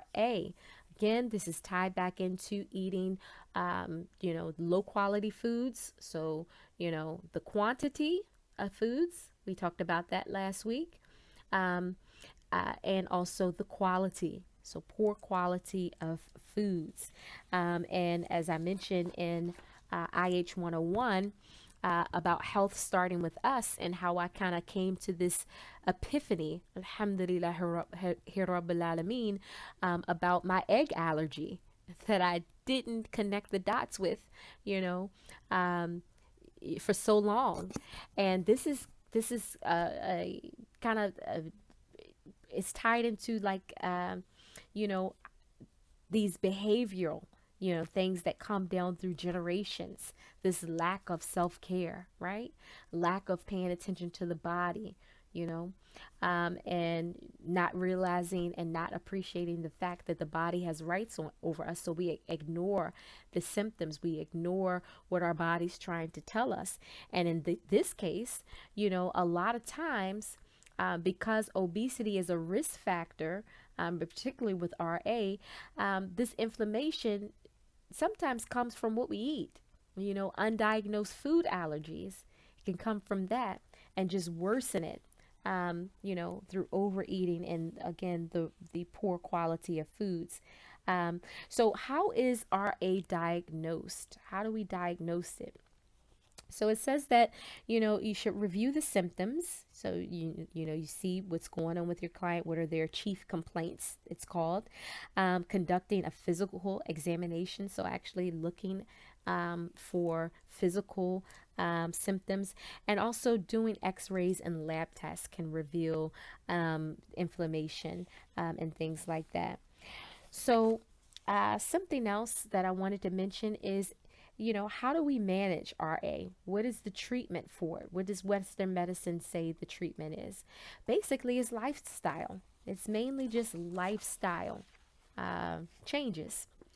And that's what I mentioned, with autoimmune disorders, right? And any disorder, because inflammation is like the underlying factor to all disease, I believe. Um, Diet should be looked at first and foremost. First and foremost. Here it says get physically active because the idea is to lose weight. Also, go to effective physical activity programs. So, you want to go to something that's on your level, or you want to suggest that the patient go to something that's on their level. So they don't want to, have arthritis in the knees and try to go hop into a high intensity, interval training class. No, though in some of those classes there are modifications where if it's a good instructor, they can have chair exercises, for modifications. I taught one of those for Muslim women for a couple of years, and I mean it was a high intensity class, but I had it so that some of my older sisters were able to sit in the chair and get a great workout along with us, but that's not always the case. So if you're prescribing or recommending to a client to get active, you want to make sure that it's appropriate with their level of mobility, right? And so you want to make sure it's as effective as possible. And usually, at different places like the local YMCAs that we have here in the West, or the parks or the community centers, they can suggest what classes would be appropriate, considering the client's physical abilities. Also, it says join a self-management education class. So again, this is just educating, them about their disease and things like that, so that they can feel more empowered. Because when a person has information, that information empowers them to take action. And it's different. If you are just telling someone, do this, do that, do this, and do that. Most of my, when I meet with clients, sometimes for the first, second, third, consultation, it's hearing from them. It's a lot of talk therapy, and it's a lot of education involved before I can even suggest the treatment. Sometimes people have to realize and understand what's going on in their body and why it's important. And in the business world, we call that kind of buy-in, right? It's this idea of making everybody feel empowered, making them, giving them enough knowledge to make informed decisions, and teaching them why certain decisions are important, and getting their input on how they're going to implement those decisions. And usually that is what can help affect long-term change, as opposed to just telling someone what to do.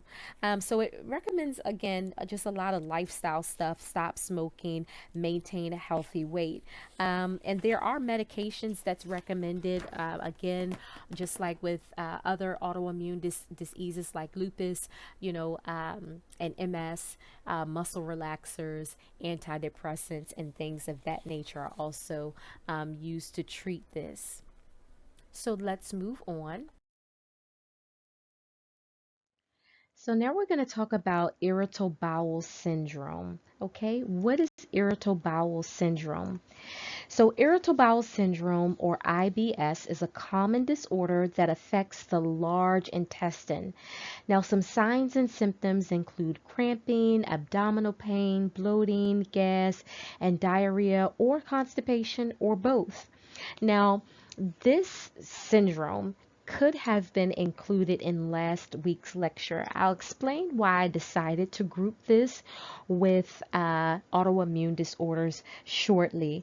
I will say that irritable bowel syndrome is considered a functional bowel disorder, not necessarily an autoimmune disorder. What we talked about last week, IBD, or inflammatory bowel disease, is actually a digestive and an autoimmune disorder. So we talked about that last week, and it definitely could have been grouped here. However, you will see that with both of these disorders, they're so similar. To me as a practitioner, I don't know why we separate them, right? Because both of them have similar disease presentations. Actually, IBS mimics autoimmune disease. So IBS, by its nature, has inflammatory symptoms. So again, I personally don't separate these two disorders because they're so connected. But if you want to talk about IBS separately, we have to think about undiagnosed food allergies, which is something we have to think about and consider also with IBD. When a person has symptoms of IBS, meaning it's mainly the cramping, abdominal pain, bloating, gas, diarrhea, or constipation, or maybe even both, to where we can't say it's just IBD, because IBD, the symptom is usually like runny bowels, diarrhea. So with IBS, it could be both. It could be constipation, diarrhea, along with these gastritis symptoms as well. So in that case, when we see these symptoms being presented, right, and they're a bit confusing, we should always look to other possible autoimmune disorders. And if that gets too confusing, then we can just focus on the inflammation aspect and reducing that. Just like other autoimmune disorders, no cause is known, but there are some factors that could play a role. One of them is muscle contractions in the intestines. Now, with this, the walls of the intestines are actually lined with layers of muscle, and these muscles contract as they move food through the digestive tract. These contractions are usually stronger than normal, and they last longer than normal. And because of that, they can cause gas, bloating, and diarrhea. Now, weak contractions can slow food passage and lead to hard, dry stools. That's why, with irritable bowel syndrome, symptoms can be diarrhea because of those strong contractions and those long contractions. Or it can be constipation because the contractions are not strong enough to push the food through. And so then the stool becomes hard and dry. Another factor is the nervous system. So abnormalities in the nerves and the digestive system can cause, a person to experience greater than normal discomfort when their abdomen stretches from gas or stool. So these poorly coordinated signals between the brain and the intestines can cause the body to overreact to changes that normally occur in the digestive process, and that can result in pain, diarrhea, or constipation. Another factor is severe infection. So IBS can develop after a severe bout of diarrhea caused by bacteria or a virus. So that goes back to that imbalance in the gut microbiome. IBS can also be associated with a surplus of bacteria in the intestines, a bacterial overgrowth. IBS is also associated with early life stress. So it's been shown that people exposed to stressful life events, especially in childhood, tend to have more symptoms of IBS. So we have to pay attention to our young ones, my dear brothers and sisters. Common in this generation with children is, just hard and dry stools. That's mainly because of the diet, high in processed foods, not enough fruits and other foods that are high in fiber, not enough water for the young people. But also, this is due to stress, a lot of stress as well. So we have to pay attention to our children emotionally and make sure we're not a cause of stress for them through, yelling and, I guess, pointing out a lot of their faults and deficiencies. There's a hadith where one of the companions, he said that he served Prophet Muhammad sallallahu alaihi wasallam, from his youth, and never once did the Prophet, ask him, why did you do this or why didn't you do that? And so it just shows the easygoing nature of the Prophet sallallahu alaihi wasallam and his understanding with how we should deal with the children, and also, with children, they become stressed from things that we probably don't see as potential stresses for them, like injustice, especially if, you have more than one child, showing favoritism, which sometimes we can't control.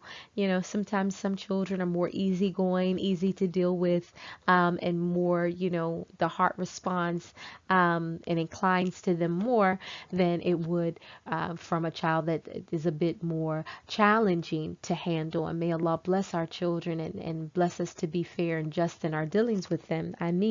But this children are very sensitive to, and this is something else that can cause stress for a child and cause these symptoms that we see that's very common in the youth with, just constipation and sometimes diarrhea. So the early onset of IBS, basically that's what that is. And Prophet Muhammad sallallahu alaihi wasallam, there was a companion who had two children. He had two children. He picked one up and he kissed one, I believe the narration went, and he didn't do it with the other. I believe he kissed one and he set them in his lap and he didn't do it with the other. And the Prophet sallallahu alaihi wasallam said, if only you would just, have done that with the other one and been fair. So this idea of fairness, especially with young children, they're very, very sensitive to it. And so we have to realize that that's a cause of stress for them. And when we see these things in them, then we don't want to be, the cause through our our ignorance about these things. Alhamdulillah, we're not ignorant anymore, but of them having, IBS and possibly opening them up to autoimmune disease in later life. Another factor that plays into IBS, excuse me, is changes in gut microbes. So we talked about this imbalance in gut microbes. And these things can be handled through the diet, through stress management techniques.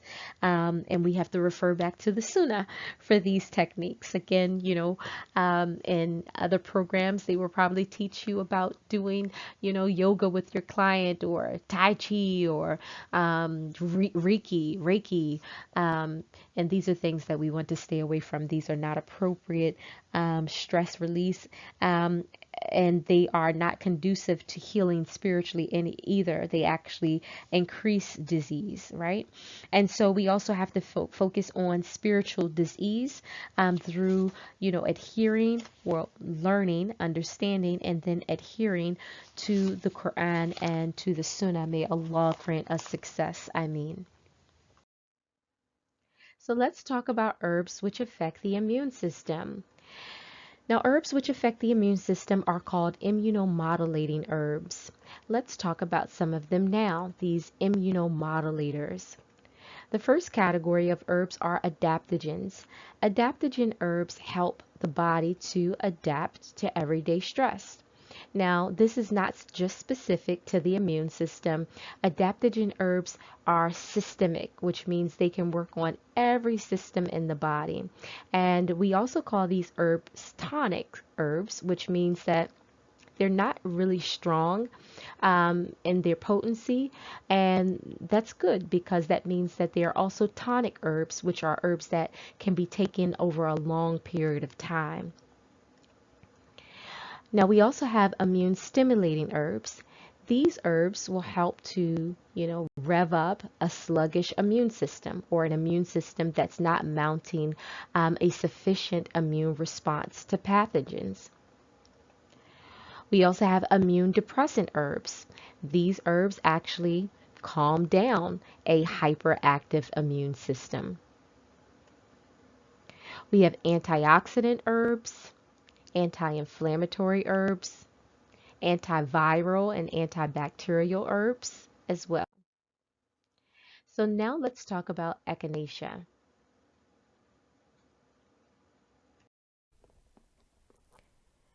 So now we're inside of your text, Herbal Medicines, the third edition, and echinacea actually starts on page 217 and goes through page 236. That's in case you want to print it out and go along with this lecture. I highly advise that you have a highlighter available so that we can skim this information together.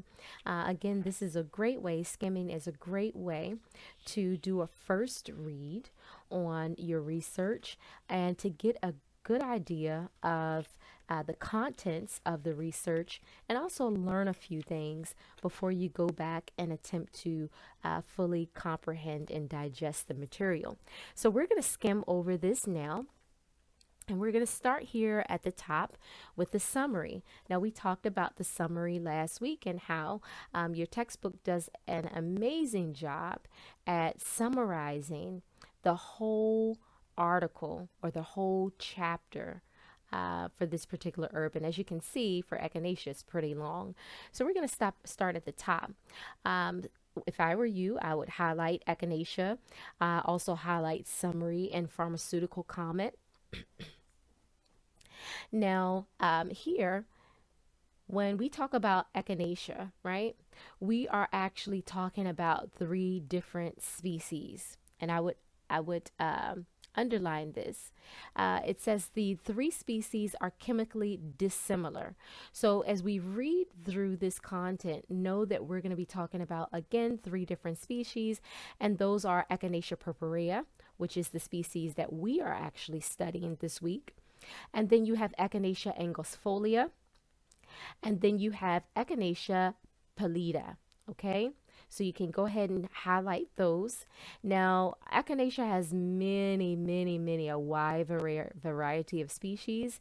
However, these are the three main species that you will often see in medicine making. Now, as it mentions here, these three species are chemically dissimilar. And because of that, when we have, echinacea products on the market, we have to be super careful, because one of the problems with echinacea is that producers don't always specify what species they used in their preparations. Sometimes it's one species, but they'll just say it's echinacea, or sometimes it's all three, but they don't specify that.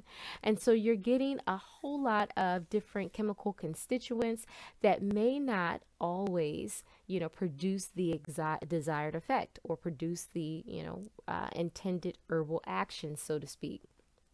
So that's one of the complaints in the industry with echinacea, is that there's not a uniform preparation, and there's not uniform labeling, which causes some inadequacies in measuring the therapeutic effect of echinacea.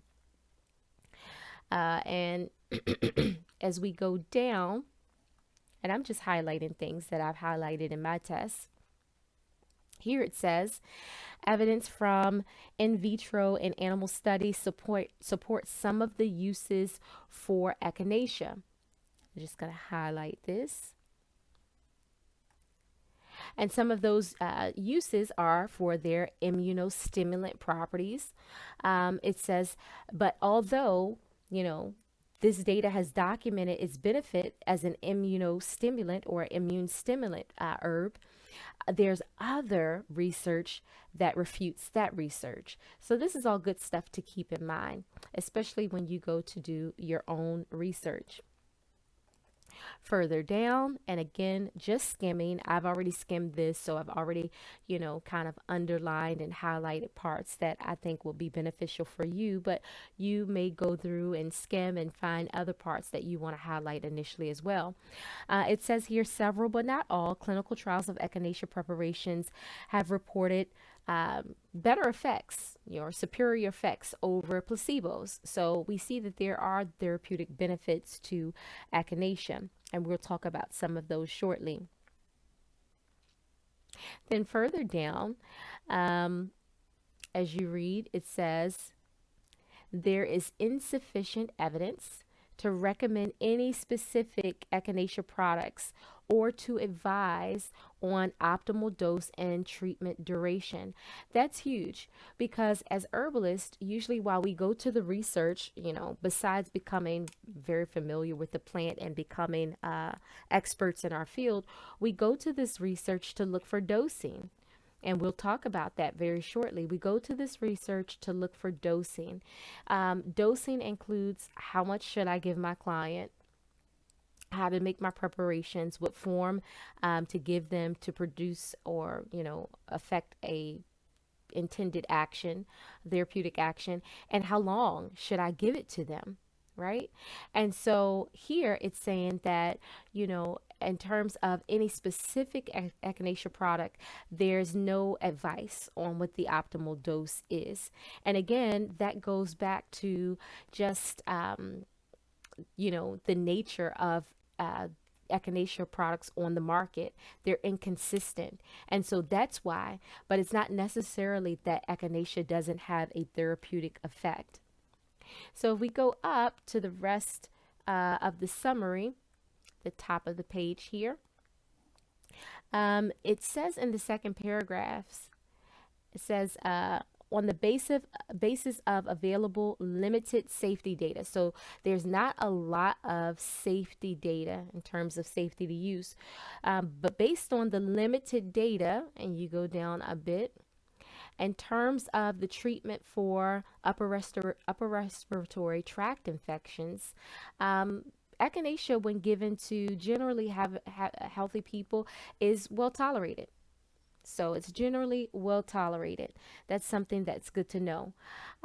Here, it says the main safety issues is just, allergies, because echinacea is a cone flower. It's a wildflower, and so it can present allergic reactions in some patients that's sensitive to this particular species. Also, it mentions about autoimmune disorders and other diseases like leukemia and tuberculosis, and how echinacea should be used with caution for these diseases. And we'll talk about that as we go on as well. Now, in terms of toxicity, and it's just how toxic this particular herb is, it says that it's just not a lot of information. So, again, it says here, and lack of the toxicity data, excessive use of echinacea should be avoided. And then further on, it tells you that most of the studies, they ranged between 8 to 12 weeks. So this is all really good, beneficial information for us as herbalists, because we kind of have some idea. We know now that there's not a lot of conclusive evidence for echinacea, and that's mainly because there aren't standardized products to base this information on. We do know that echinacea has, some therapeutic actions, particularly immunostimulating, but we don't know how that particularly affects people with autoimmune disorders. But in theory, the idea is that on paper, because of these immunostimulating effects that echinacea is thought to have, it's better to use caution, and we'll see why. So another part in this document that should be highlighted is the species. And again, as we mentioned, usually when you're talking about echinacea, you're talking about these 3 species here. Synonyms, you want to highlight that. Here in the West, one of the names that is commonly referred to when you talk about echinacea is the purple cone flower. The purple cone flower. And in terms of the part used, we use the rhizome, the root, and a lot of times the aerial parts contain a lot of the medicine as well.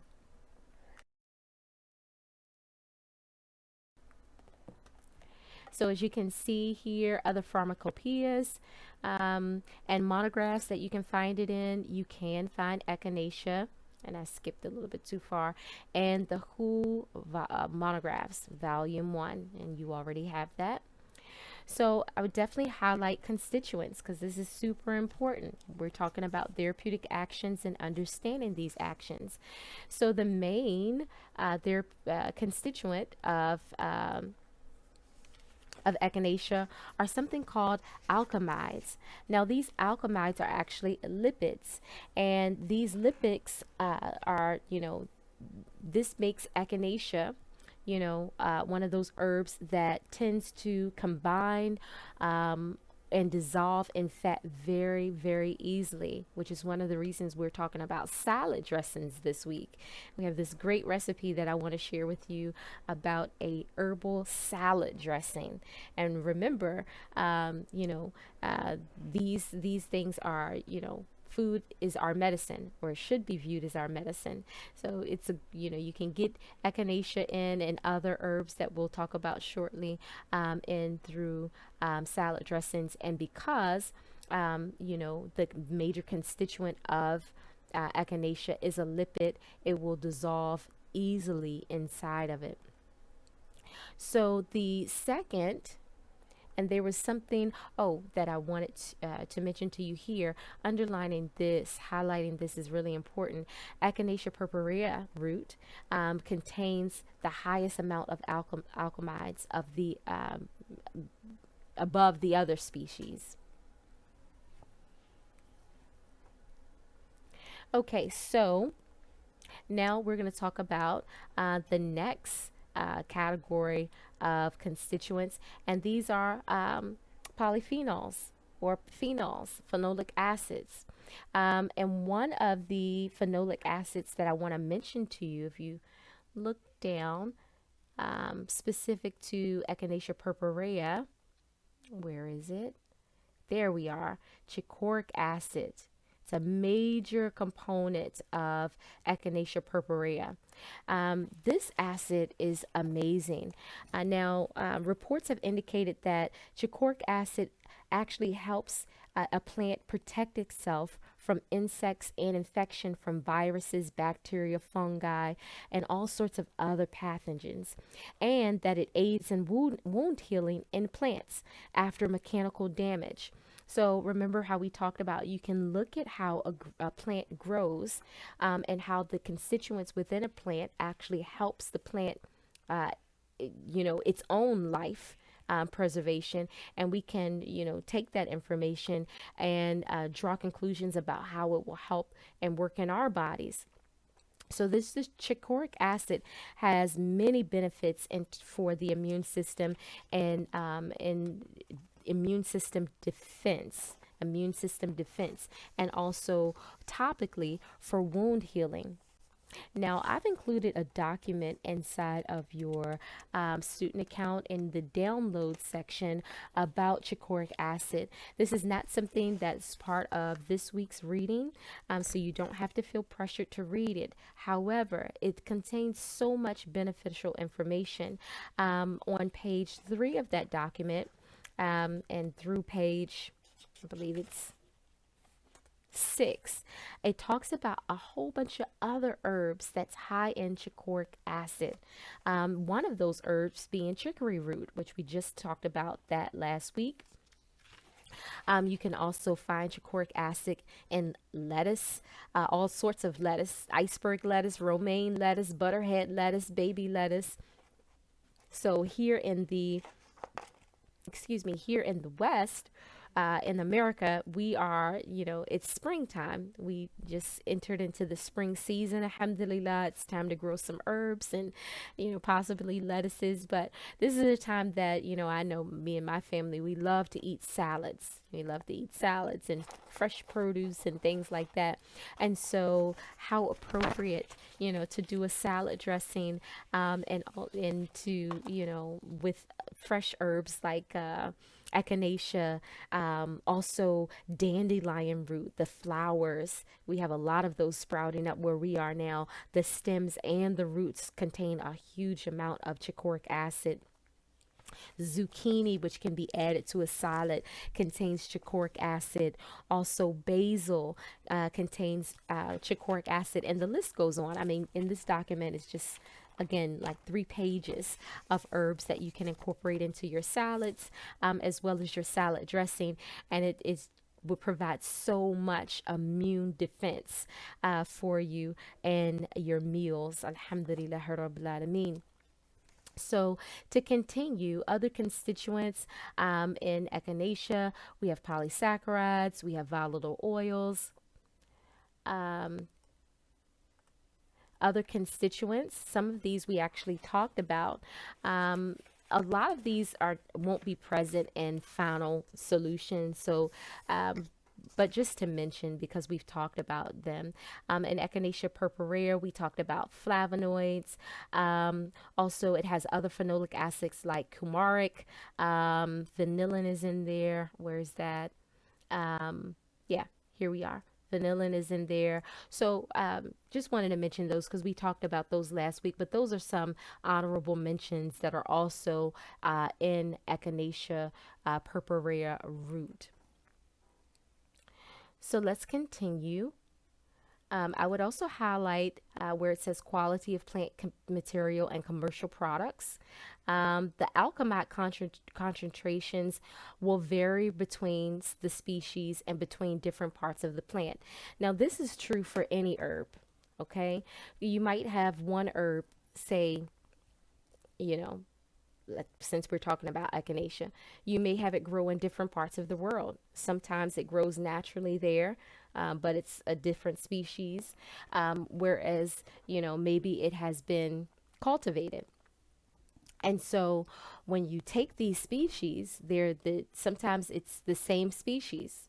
One grows naturally, one maybe has been cultivated, or they just naturally grow in two different parts of the world. And you actually do a chemical essay or examination of, these different parts, but you'll see wildly different ratios or percentages in the constituent amounts, whereas one may be high and its major constituent, and one may not be so high. And this is again something that you'll see with many different herbs. If you're thinking about producing products commercially or herbal products commercially, you want to make sure that you get with a supplier that can supply you with a consistent product from one particular area, and that way your product stays consistent, so your clients won't say, well, the last time I had this tea or whatever you might choose to make, it was much stronger, I felt different, but this one is weaker. And usually that's because of the actual crude herb itself, right? And the variations between the species, the different parts of the plants that may be used. Some people may be with a supplier, and the supplier say, yes, this is Echinacea purpurea, but in this batch it's mainly the aerial parts and some of the root, whereas in another batch it may just be the root parts. So we have to be very careful in the suppliers that we select. I just wanted to mention that there, and to know that even the concentrations, depending on where we are sourcing our products from, our crude herbs from, the actual constituents can be wildly different. It can be wildly different. Okay, let's continue. So as we go down, get to the next page, and then it talks about herbal use. And you should definitely highlight that. The first sentence here talks about some of the traditional uses, and it says echinacea has been used for a long period of time for many different conditions, infections such as syphilis, septic wounds, but also as an antitoxin for snake bites and blood poisoning. And yes, echinacea can be used for snake bites. So it's common for foragers, people who go out and go and pick their mushrooms or their herbs, out in the forest, to keep a bottle of echinacea tincture on them. And this is because if they, have a snake bite, you can pour it over that. And it's something that's good to act as an antitoxin, if, and, reduce the effects of that poisonous snake bite until you can get to the doctor or the hospital and get the antitoxin medicine for it. So that's how strong echinacea is as a antiviral, and how much it can protect the immune system, that it can be used for poisoning snake bites, and it actually really works. And if you go down, it says that echinacea has been used as a supportive treatment for influenza-like infections and recurrent infections of the respiratory tract and the lower urinary tract, and also topically for healing superficial wounds. So not deep wounds, but superficial wounds. So it can be used in your topical preparations. So we'll go down to dosage, and it gives you some information on dosage, if you want to use it as a liquid extract, and that's all here. Then it talks about pharmacological actions. These are the actions that we're interested in. Here it says research has focused on investigating immunomodulating activity of echinacea preparations. Some other actions are antiviral, antifungal, anti-inflammatory, antioxidant. So those are all good things to highlight.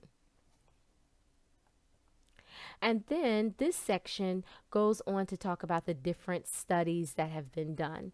Now, you are more than welcome to read through this information, but again, we're skimming right now. But just so you know, there have been studies, in vitro and animal studies, on the immunomodulator activity of echinacea, so you should definitely highlight that. There have been studies done on, did I zoom past? Okay, so they're still talking about immunomodulating. And remember when I mentioned to you how they talk about immunomodulating, but sometimes that can be a huge category that they just throw it under. And then it says rather the immunostimulatory. So they were, making a distinction then, right? So it talks about that. Other studies have been done on the antiviral activity. So this is really good, right? Because you may say, well, I want to make a antitoxin, preparation of echinacea to treat snake bites. But if you want to make a preparation that's based upon scientific data, well, as you look here, we don't really have scientific data on that, but we have data about, the immunomodulating activity, antiviral, antifungal, which is another one, anti-inflammatory, another activity that has been studied scientifically, and then other activities. Let's see, did I want to mention anything in the other activities? Okay, so those are some of the studies. And again, these are all good to know as reference points for when you actually go to do your research paper, that okay, I have information about studies that's been done to support my research. So you can skim those sections now. They're not, of course it's important because it will increase your knowledge about what we're doing, but this isn't our research and methodology class. The main thing we're looking into this text for and this course is the constituents and the dosing, the contraindications, of course, toxicity information, and things of that nature.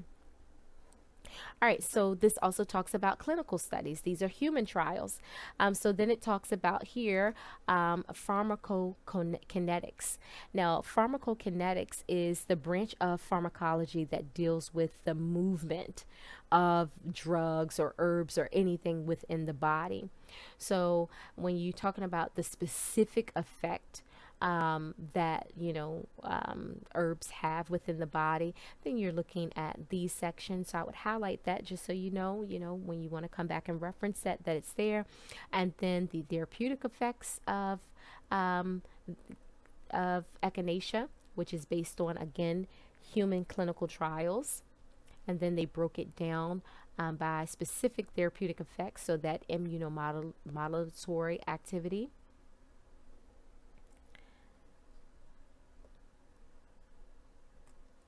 And then further, upper respiratory tract infections have been studied clinically within humans.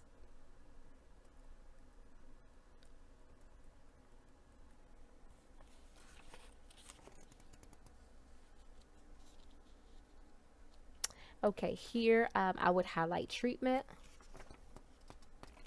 And this text did such a wonderful job on categorizing the different studies. Okay, as you can see at the top, it says Table 1, summary of recent trials of echinacea preparations in the prevention and treatment of the common cold and other URTIs. This, I totally appreciate researchers when they put together charts like this to organize the data, just so we can kind of get a bird's eye view, right? So at the top of this, we see it says reference. That's the reference number, study design, so how the study was actually designed. So here R stands for it was random, double blind, and then placebo controlled, and so it just tells you a little bit about the design of the study. And then participants tells you about the demographics, who they were. Like in this first study, healthy adults from the military and industrial organizations in Germany. There were 302 enrolled and 289 for the actual analysis. Okay. ITT analysis. So that's the control group. All right. So then it talks in the next column, the treatment group and what regimen they were given. So here they were given a alcoholic extract, and they tell you what the ratio was and that it was 30% alcohol, so forth and so forth. And then they tell you how long, the duration, and the actual dosage. So they got 50 drops on 5 days out of the week for 12 weeks, right? And then it tells you what the control group got, and they got a colored alcoholic solution, but they didn't actually get the medicine. And then the primary outcome, what was being measured, time to first upper respiratory tract infection, and then it tells you about the results. So that's what I want us to pay attention to here, because again, we go to this text to learn about the herb, to learn about the dosage and all of that, so that we can know how to use it practically. So look at this last column. You'll see no statistical significance,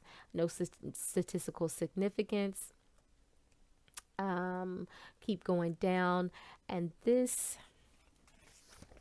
it was 109. There we are, that I wanted to mention to you.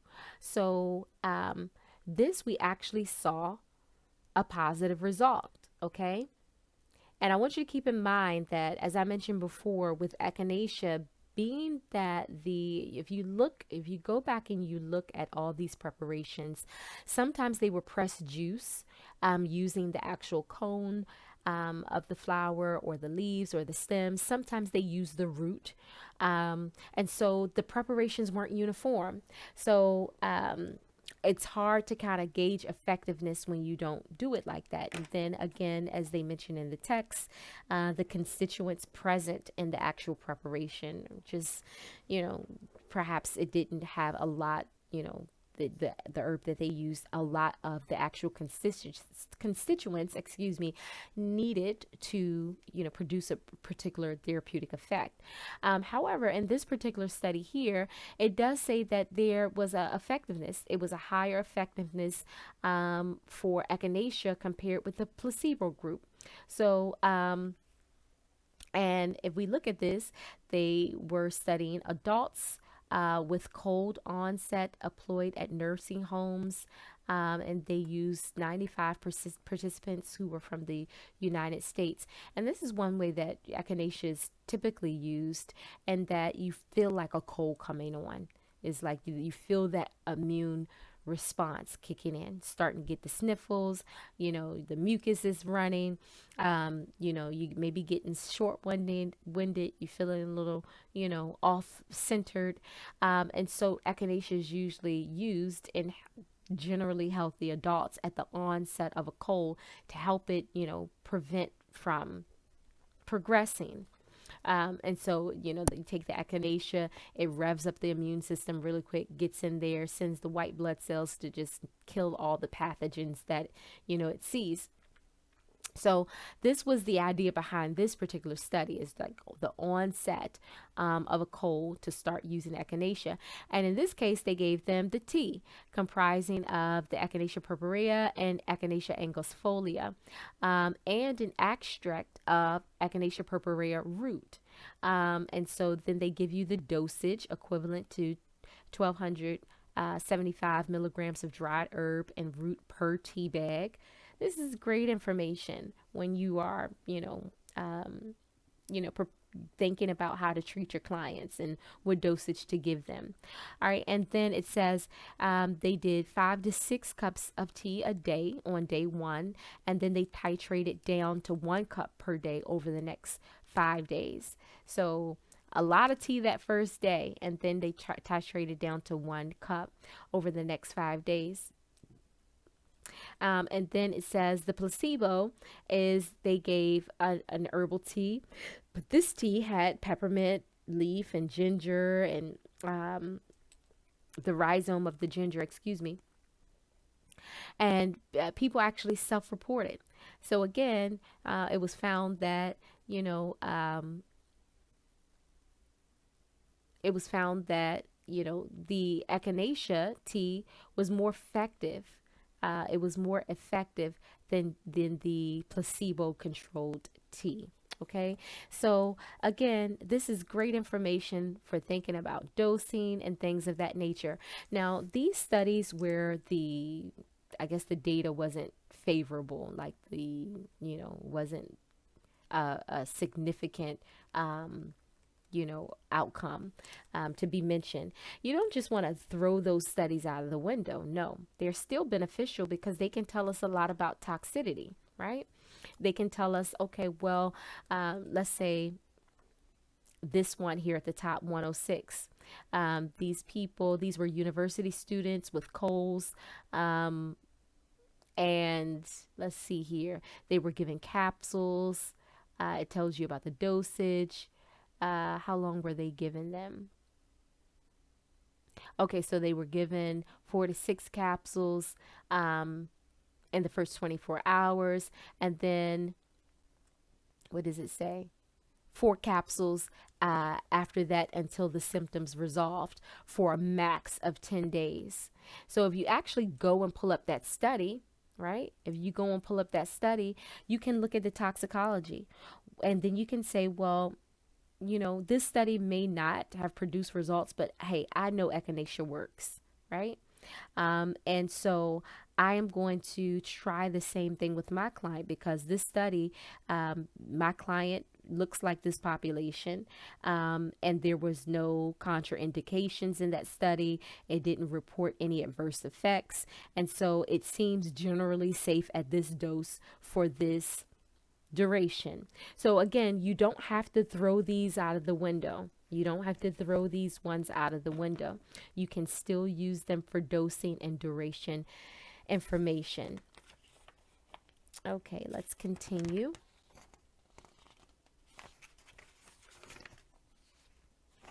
So speaking of side effects and toxicity, on page 230, we're getting to it. It talks about that. Talks about side effects and toxicity, so you should definitely underline that. And then it talks about the frequency and type of adverse events. Okay.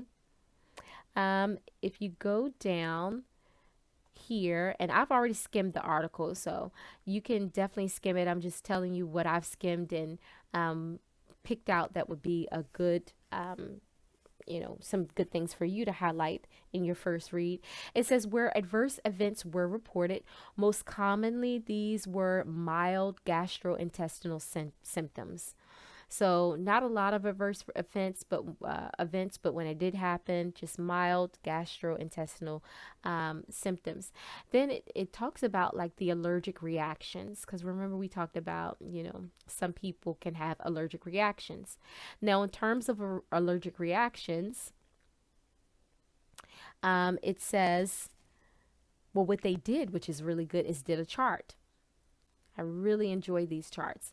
Now, as you can see here, this chart, it says spontaneous reports of suspected adverse drug reactions associated with echinacea preparations submitted to the UK Committee on Safety of Medicines and Healthcare Products Regulatory Agency for the period of, and then it gave between 1963 to 2004. Okay, so this is a period of 41 years, and they actually tracked the type of reactions, adverse reactions of from echinacea preparations. And as you can see here, if you go down, it says total number of reactions, 64. So, you can see here that echinacea is generally safe in a period of 41 years in the UK. 64, and then it broke it down in terms of what those reactions were, right? And they all varied. They all varied. So just really good information. Then it talks about, other reactions that you might want to look out for. And I would say, definitely before you, with every client, right? Because what happens is you may have a client and it sounds as if, let's just say echinacea would be a great herb for them. And that's based upon their constitution and just ways in which you've just softly matched the herb to the person. But then you go to the research and you take into account this person's pre-existing conditions and things of that nature, and which you think may be it may be some things that they haven't been diagnosed with, but you think may be an issue. And then you look at these reactions, but you may rule echinacea out for them because it just may seem too risky because of this study. This is why it's important to study these things in detail. So further down, it talks about toxicology. And again, it says in general, animal studies with different preparations and fractions of echinacea indicated low toxicity. So not toxic, not a lot of adverse effects. Here it talks about contraindications. This is really important. It says it has been stated that echinacea is contraindicated in patients with progressive systemic diseases such as TB, leukemia-like diseases, collagen disorders, multiple sclerosis, and other autoimmune diseases. Now, here what it says the basis for these statements appears to be a theoretical one. And that theory is based upon the fact that, again, echinacea is known to have this immunostimulating activity. But that's just in theory. There have not been any adverse effects reported saying that, absolutely you cannot give echinacea to a person suffering from an autoimmune disorder. There's no hard facts on that. It's just in theory. We know autoimmune disorders, rev up the immune system and cause a exaggerated response of the immune system. And so theoretically, rationally, you wouldn't want to give a stimulating or immunostimulating herb to someone who already has a hyper stimulated immune system. But that doesn't mean that, again, there's no data on that. It's just theory that it doesn't make sense to do it. I can tell you in my practice, as someone with an autoimmune, and I don't even claim that anymore. Alhamdulillah, Allah Shifa is just amazing, or has suffered with an autoimmune disorder before. Echinacea, when used in moderation and at appropriate times, is very effective. But again, that comes with skill and experience in using it for patients with autoimmune disorders. Further, it talks about drug interactions. It says there's no reported drug interactions for echinacea. Although, because of the immunomodulating activity, there is a caution for people or using echinacea with people who are already taking immunosuppressant drugs, two conflicting drugs. So I want to definitely be careful with that.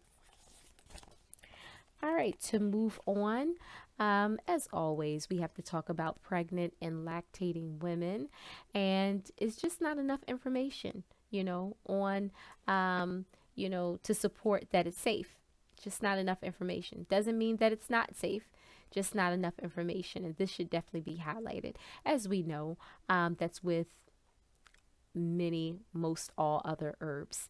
Something else that your book does is it gives you some preparation. So, if just in case you were a person that's just reading the book and you wanted to know, like, hey, what brand should I buy? Then it gives you some their recommended brands for good echinacea containing products. So that's it for echinacea. I hope that you enjoy this week's reading. Please take time and read through this text. Pay particular attention to the summary. Once again, pay attention to the constituents. Also pay attention to the dosage, and also pay attention to the herbal actions, because you will see questions about those on your test. Okay, let's talk about angelica root.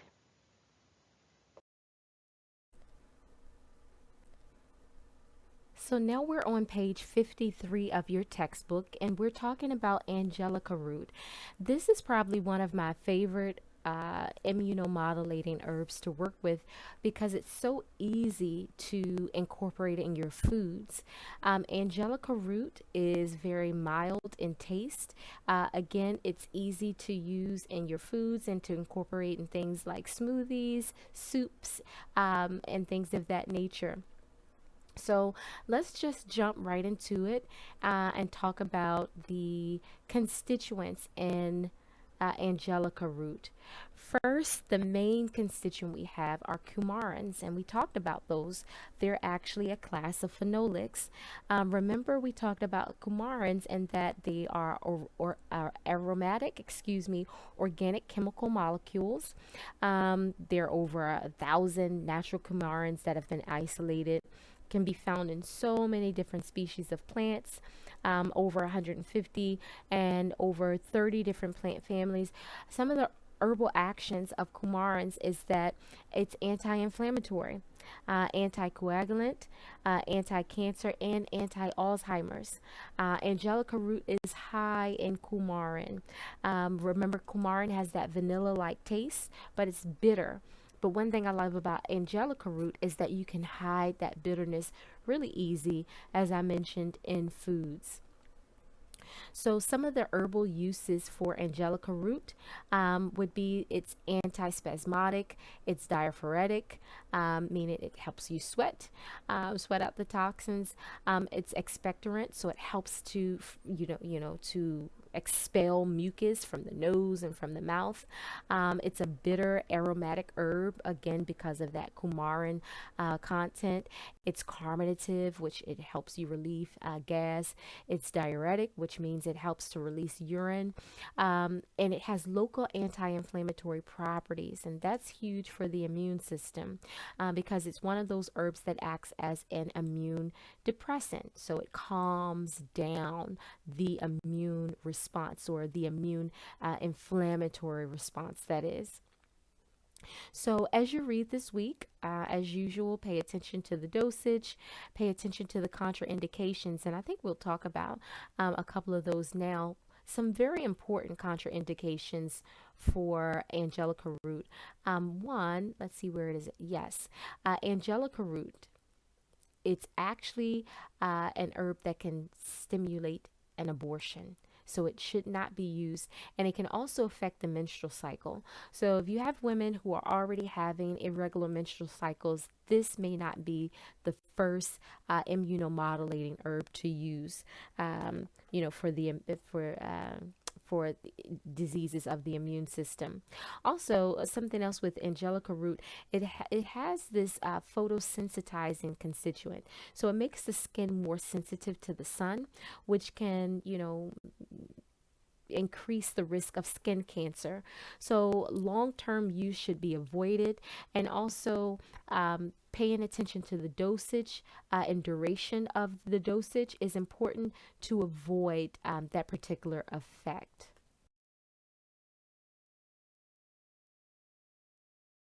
Now it's time to talk about ashwagandha. So as I mentioned a few slides back, adaptogen herbs are considered immunomodulating herbs. And as the name suggests, adaptogen, these herbs help our bodies to adapt and cope with everyday stress. Now, when we talked about autoimmune diseases, one common thread that they all shared was this idea of stress.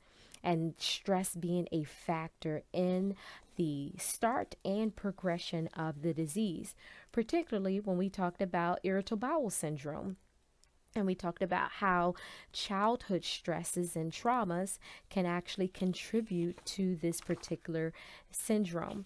That also can be seen when you think about and you research the treatment for autoimmune disorders, and that usually the treatment consists of antidepressants, anti anxiety medications, talk therapy, stress management techniques, and therapy, and things of that nature. So, again, adaptogenic herbs, and you won't hear a lot of herbalists say this, but I do believe that adaptogenic herbs are really important for modulating the immune system. So, one adaptogenic herb is ashwagandha. This is an amazing herb, and this study that I have up, subhanallah, this study that I have up here actually is a study that was done to measure the effectiveness of ashwagandha root in healthy adults, right? And to, kind of measure the stress factor, whether they're stress reduced after taking a supplement of ashwagandha. So I won't go through it in detail. I'll just kind of look at the results. And the results showed that there was a significant reduction in perceived stress with a dosage of ashwagandha per day. And it's 250 milligrams, between 250 milligrams and 600 milligrams. And they go into specifics in terms of what was reduced in terms of like the stress, I guess, markers that they measured, which one was the serum cortisol levels. They noticed that it was reduced at that particular dosage, and cortisol can actually can tell us a lot about the stress level within our body. So either way, I mean, you can read through this article. It's been it's in your download section, so it's available for you. Really good information about ashwagandha as an adaptogenic herb, and great information about dosage should you decide to use this in your practice, well, for yourself, your family, and then in the future for your practice. I will also include some information for you to read as a requirement for this week about ashwagandha, its constituents, many more of its herbal actions, some toxicology information, of course, contraindications that you should definitely skim this week, and be prepared to see some of that information on this week's test, inshallah. It's time to talk about garlic. Okay, so we're back in your textbook on page 279, and we're looking at garlic. So, garlic has many herbal actions, and most of those actions are due in part to the sulfur containing constituents. Okay, so it's those sulfur containing constituents that are thought to bring about all of these wonderful actions of garlic. Garlic also has volatile oils, and you'll find that with aromatic herbs like garlic, they are high in their volatile oil content. So you can see that is like the second main constituent of garlic. We're just going to quickly skim through this. I'm going to leave this chapter for you all to go through on your own and skim and highlight. But as you can see here, in terms of food use, garlic is used extensively in food preparations. It's actually considered a food ingredient. In terms of its herbal use, has many actions.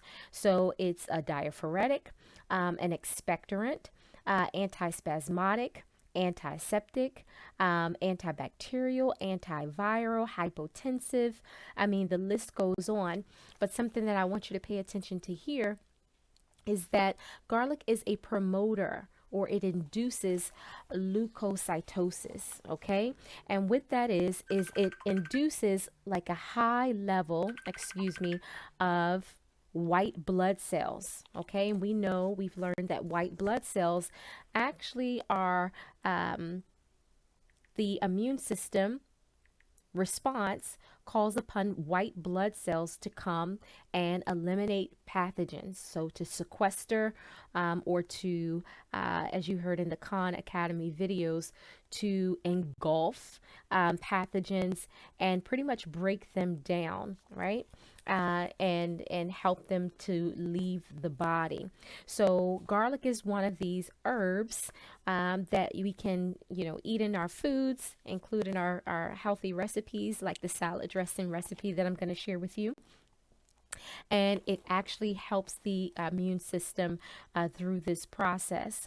Also, traditionally, it's been used to treat chronic bronchitis, respiratory symptoms, current colds, whooping cough, asthma, influenza, the list goes on. It also has anti-cancer, lipid lowering effects, antimicrobial, many other actions that you will be reviewing in your reading this week.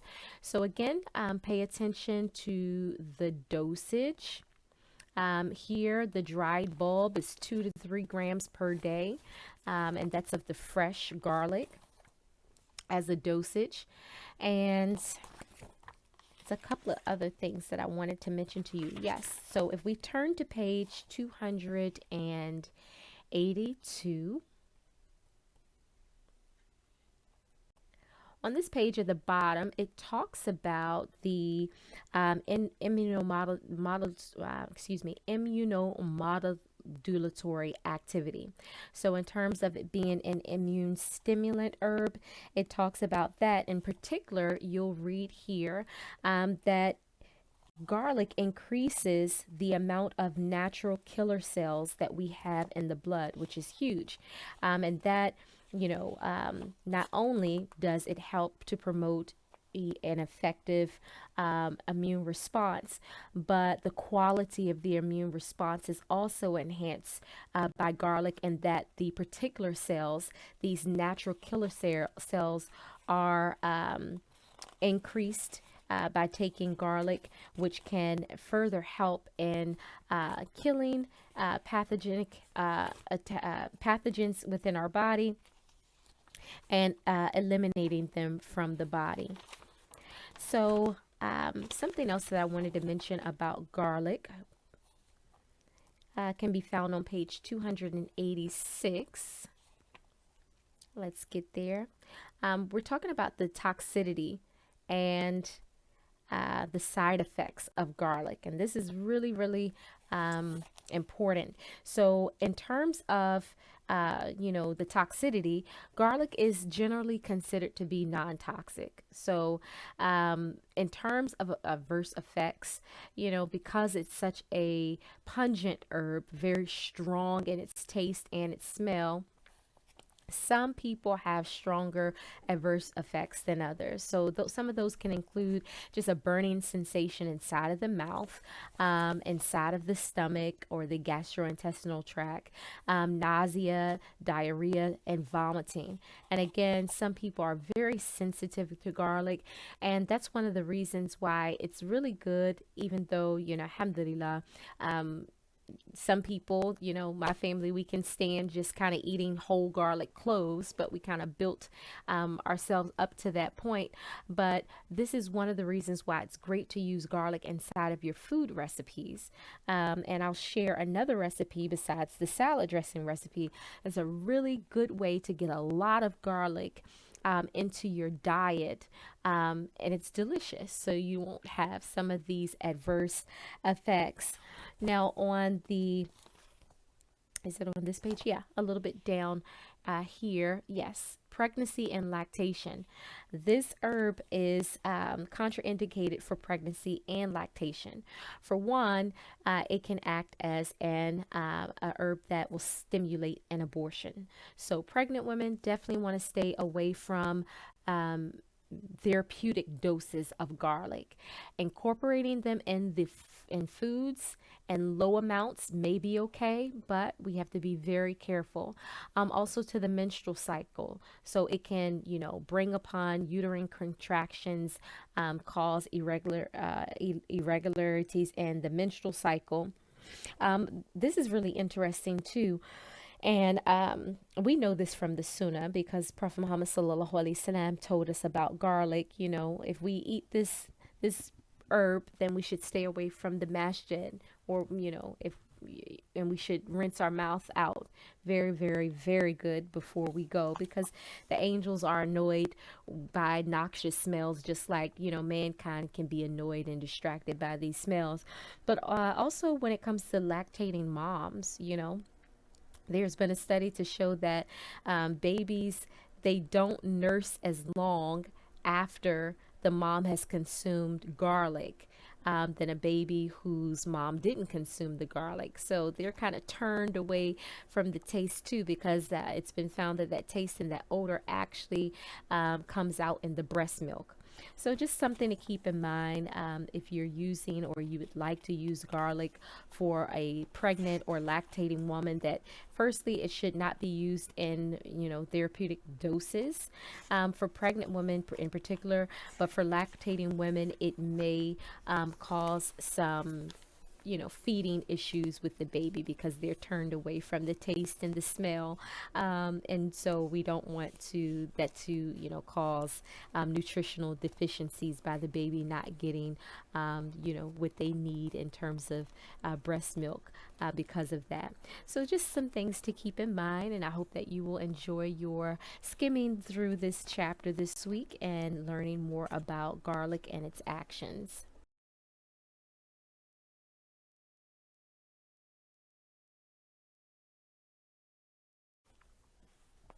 So this is a document that you can find in your download section, and it's talking about the therapeutic potential of cordyceps.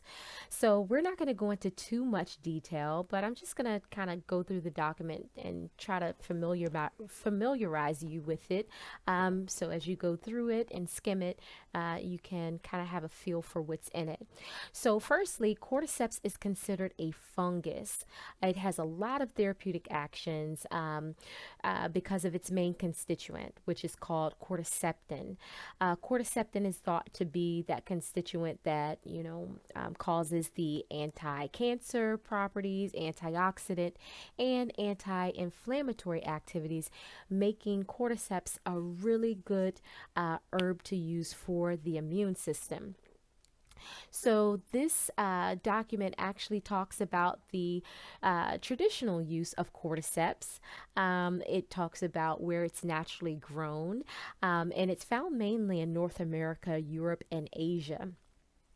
As you read further in the document, it actually will break down the chemical constituents in a nice little condensed table for you, which you'll see here. It breaks it down, and cordycepin, as I mentioned, is the main bioactive compound in cordyceps. It also talks about the mechanism of action. So again, this is just how the herb works within the body, and the different receptors that it works on. And so this is a good reading for you this week.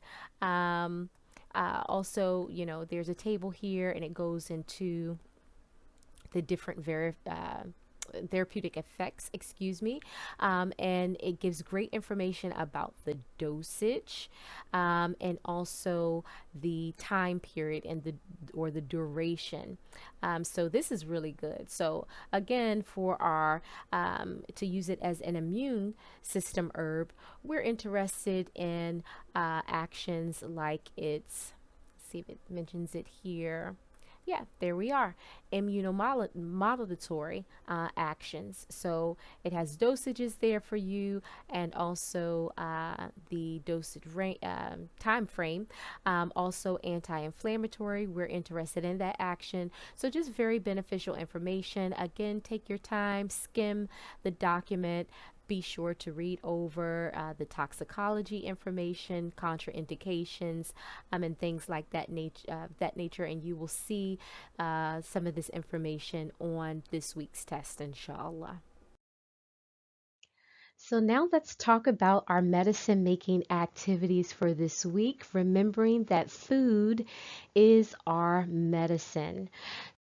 So one of the ways that I like to get garlic into my diet and my family's diet on a day-to-day basis is through this recipe that I'm going to share with you. And it's tzatziki. Many of you probably have heard about tzatziki or maybe have eaten it tzatziki, but this is a recipe that I personally use, and we love the taste here at my house. Tzatziki can be used on anything. So as you can see, you can use it to like dip your vegetables in, to dip bread in, chips in. You can use it as a sauce to go over your meats, your rice, whatever you want to use it for. You can use it for one meal or all of your meals during the day. It's really that good. Again, this is a recipe that me and my family, we love. My children love it, including my 5-year-old. So if you have young children and you want to get garlic into their diet, this is a great way to do it. And basically, I just use plain Greek yogurt. So 1 1/2 cups of plain Greek yogurt, no added sugars. Whole milk is the one you should go for. And then 1/2 of a cucumber, and you want to chop it up. 2 garlic cloves.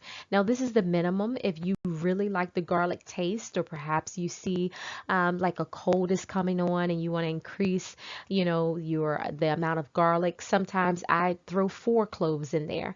It will give you a nice strong garlic taste. It won't be completely overwhelming, but it's a great way to kind of get that immune boosting effect from the garlic. Also a tablespoon of lemon juice, and I'm kind of estimating here because what I usually do is just cut my lemon in half and just squeeze it over my blender. And so I'm thinking that that comes out to be a tablespoon. Also a tablespoon of dill. Now I use dried dill because that's just what I have available, but you can use fresh dill as well, and it tastes great with fresh dill.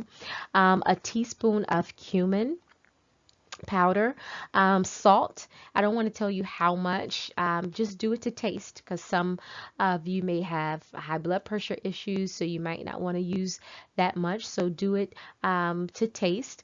Also pepper to taste. I use about 2 tablespoons of olive oil, sometimes more. Olive oil is one of those healthy fats, and so it's really good to incorporate those into the diet as well.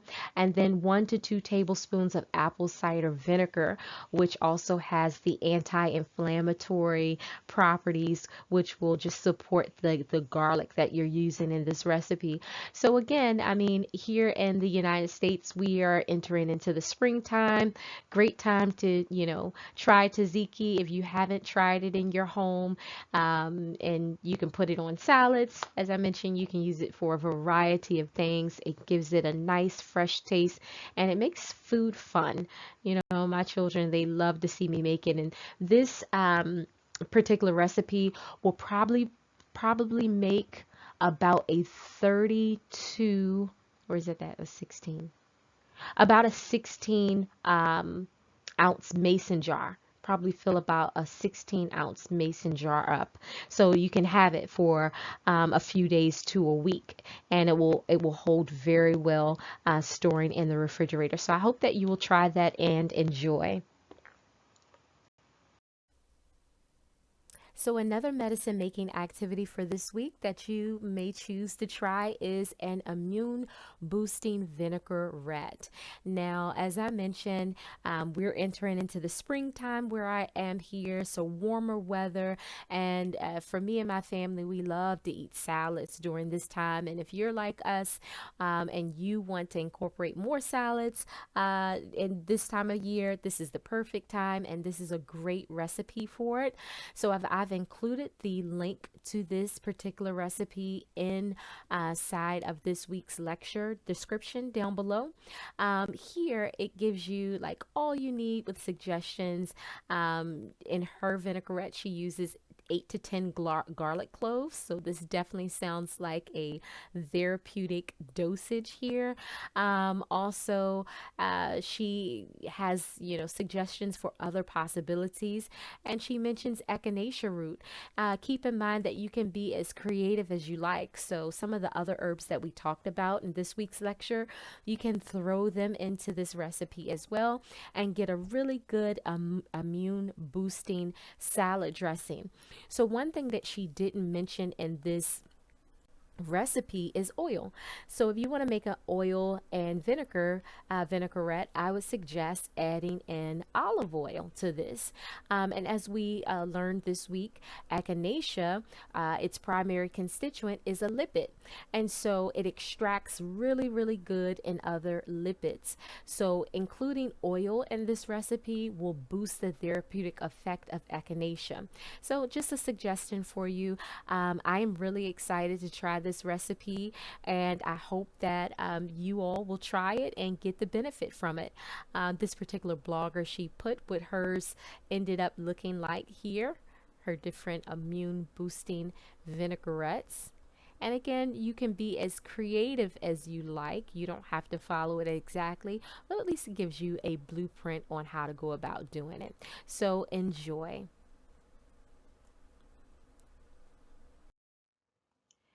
So that's it for today. As a reminder, please don't forget to submit your reflections post in our community forum, and also to comment on 3 of your classmates' posts. This activity is required for full credit for this course. And until next week, inshallah, Assalamu Alaikum wa rahmatullahi wa barakatuh.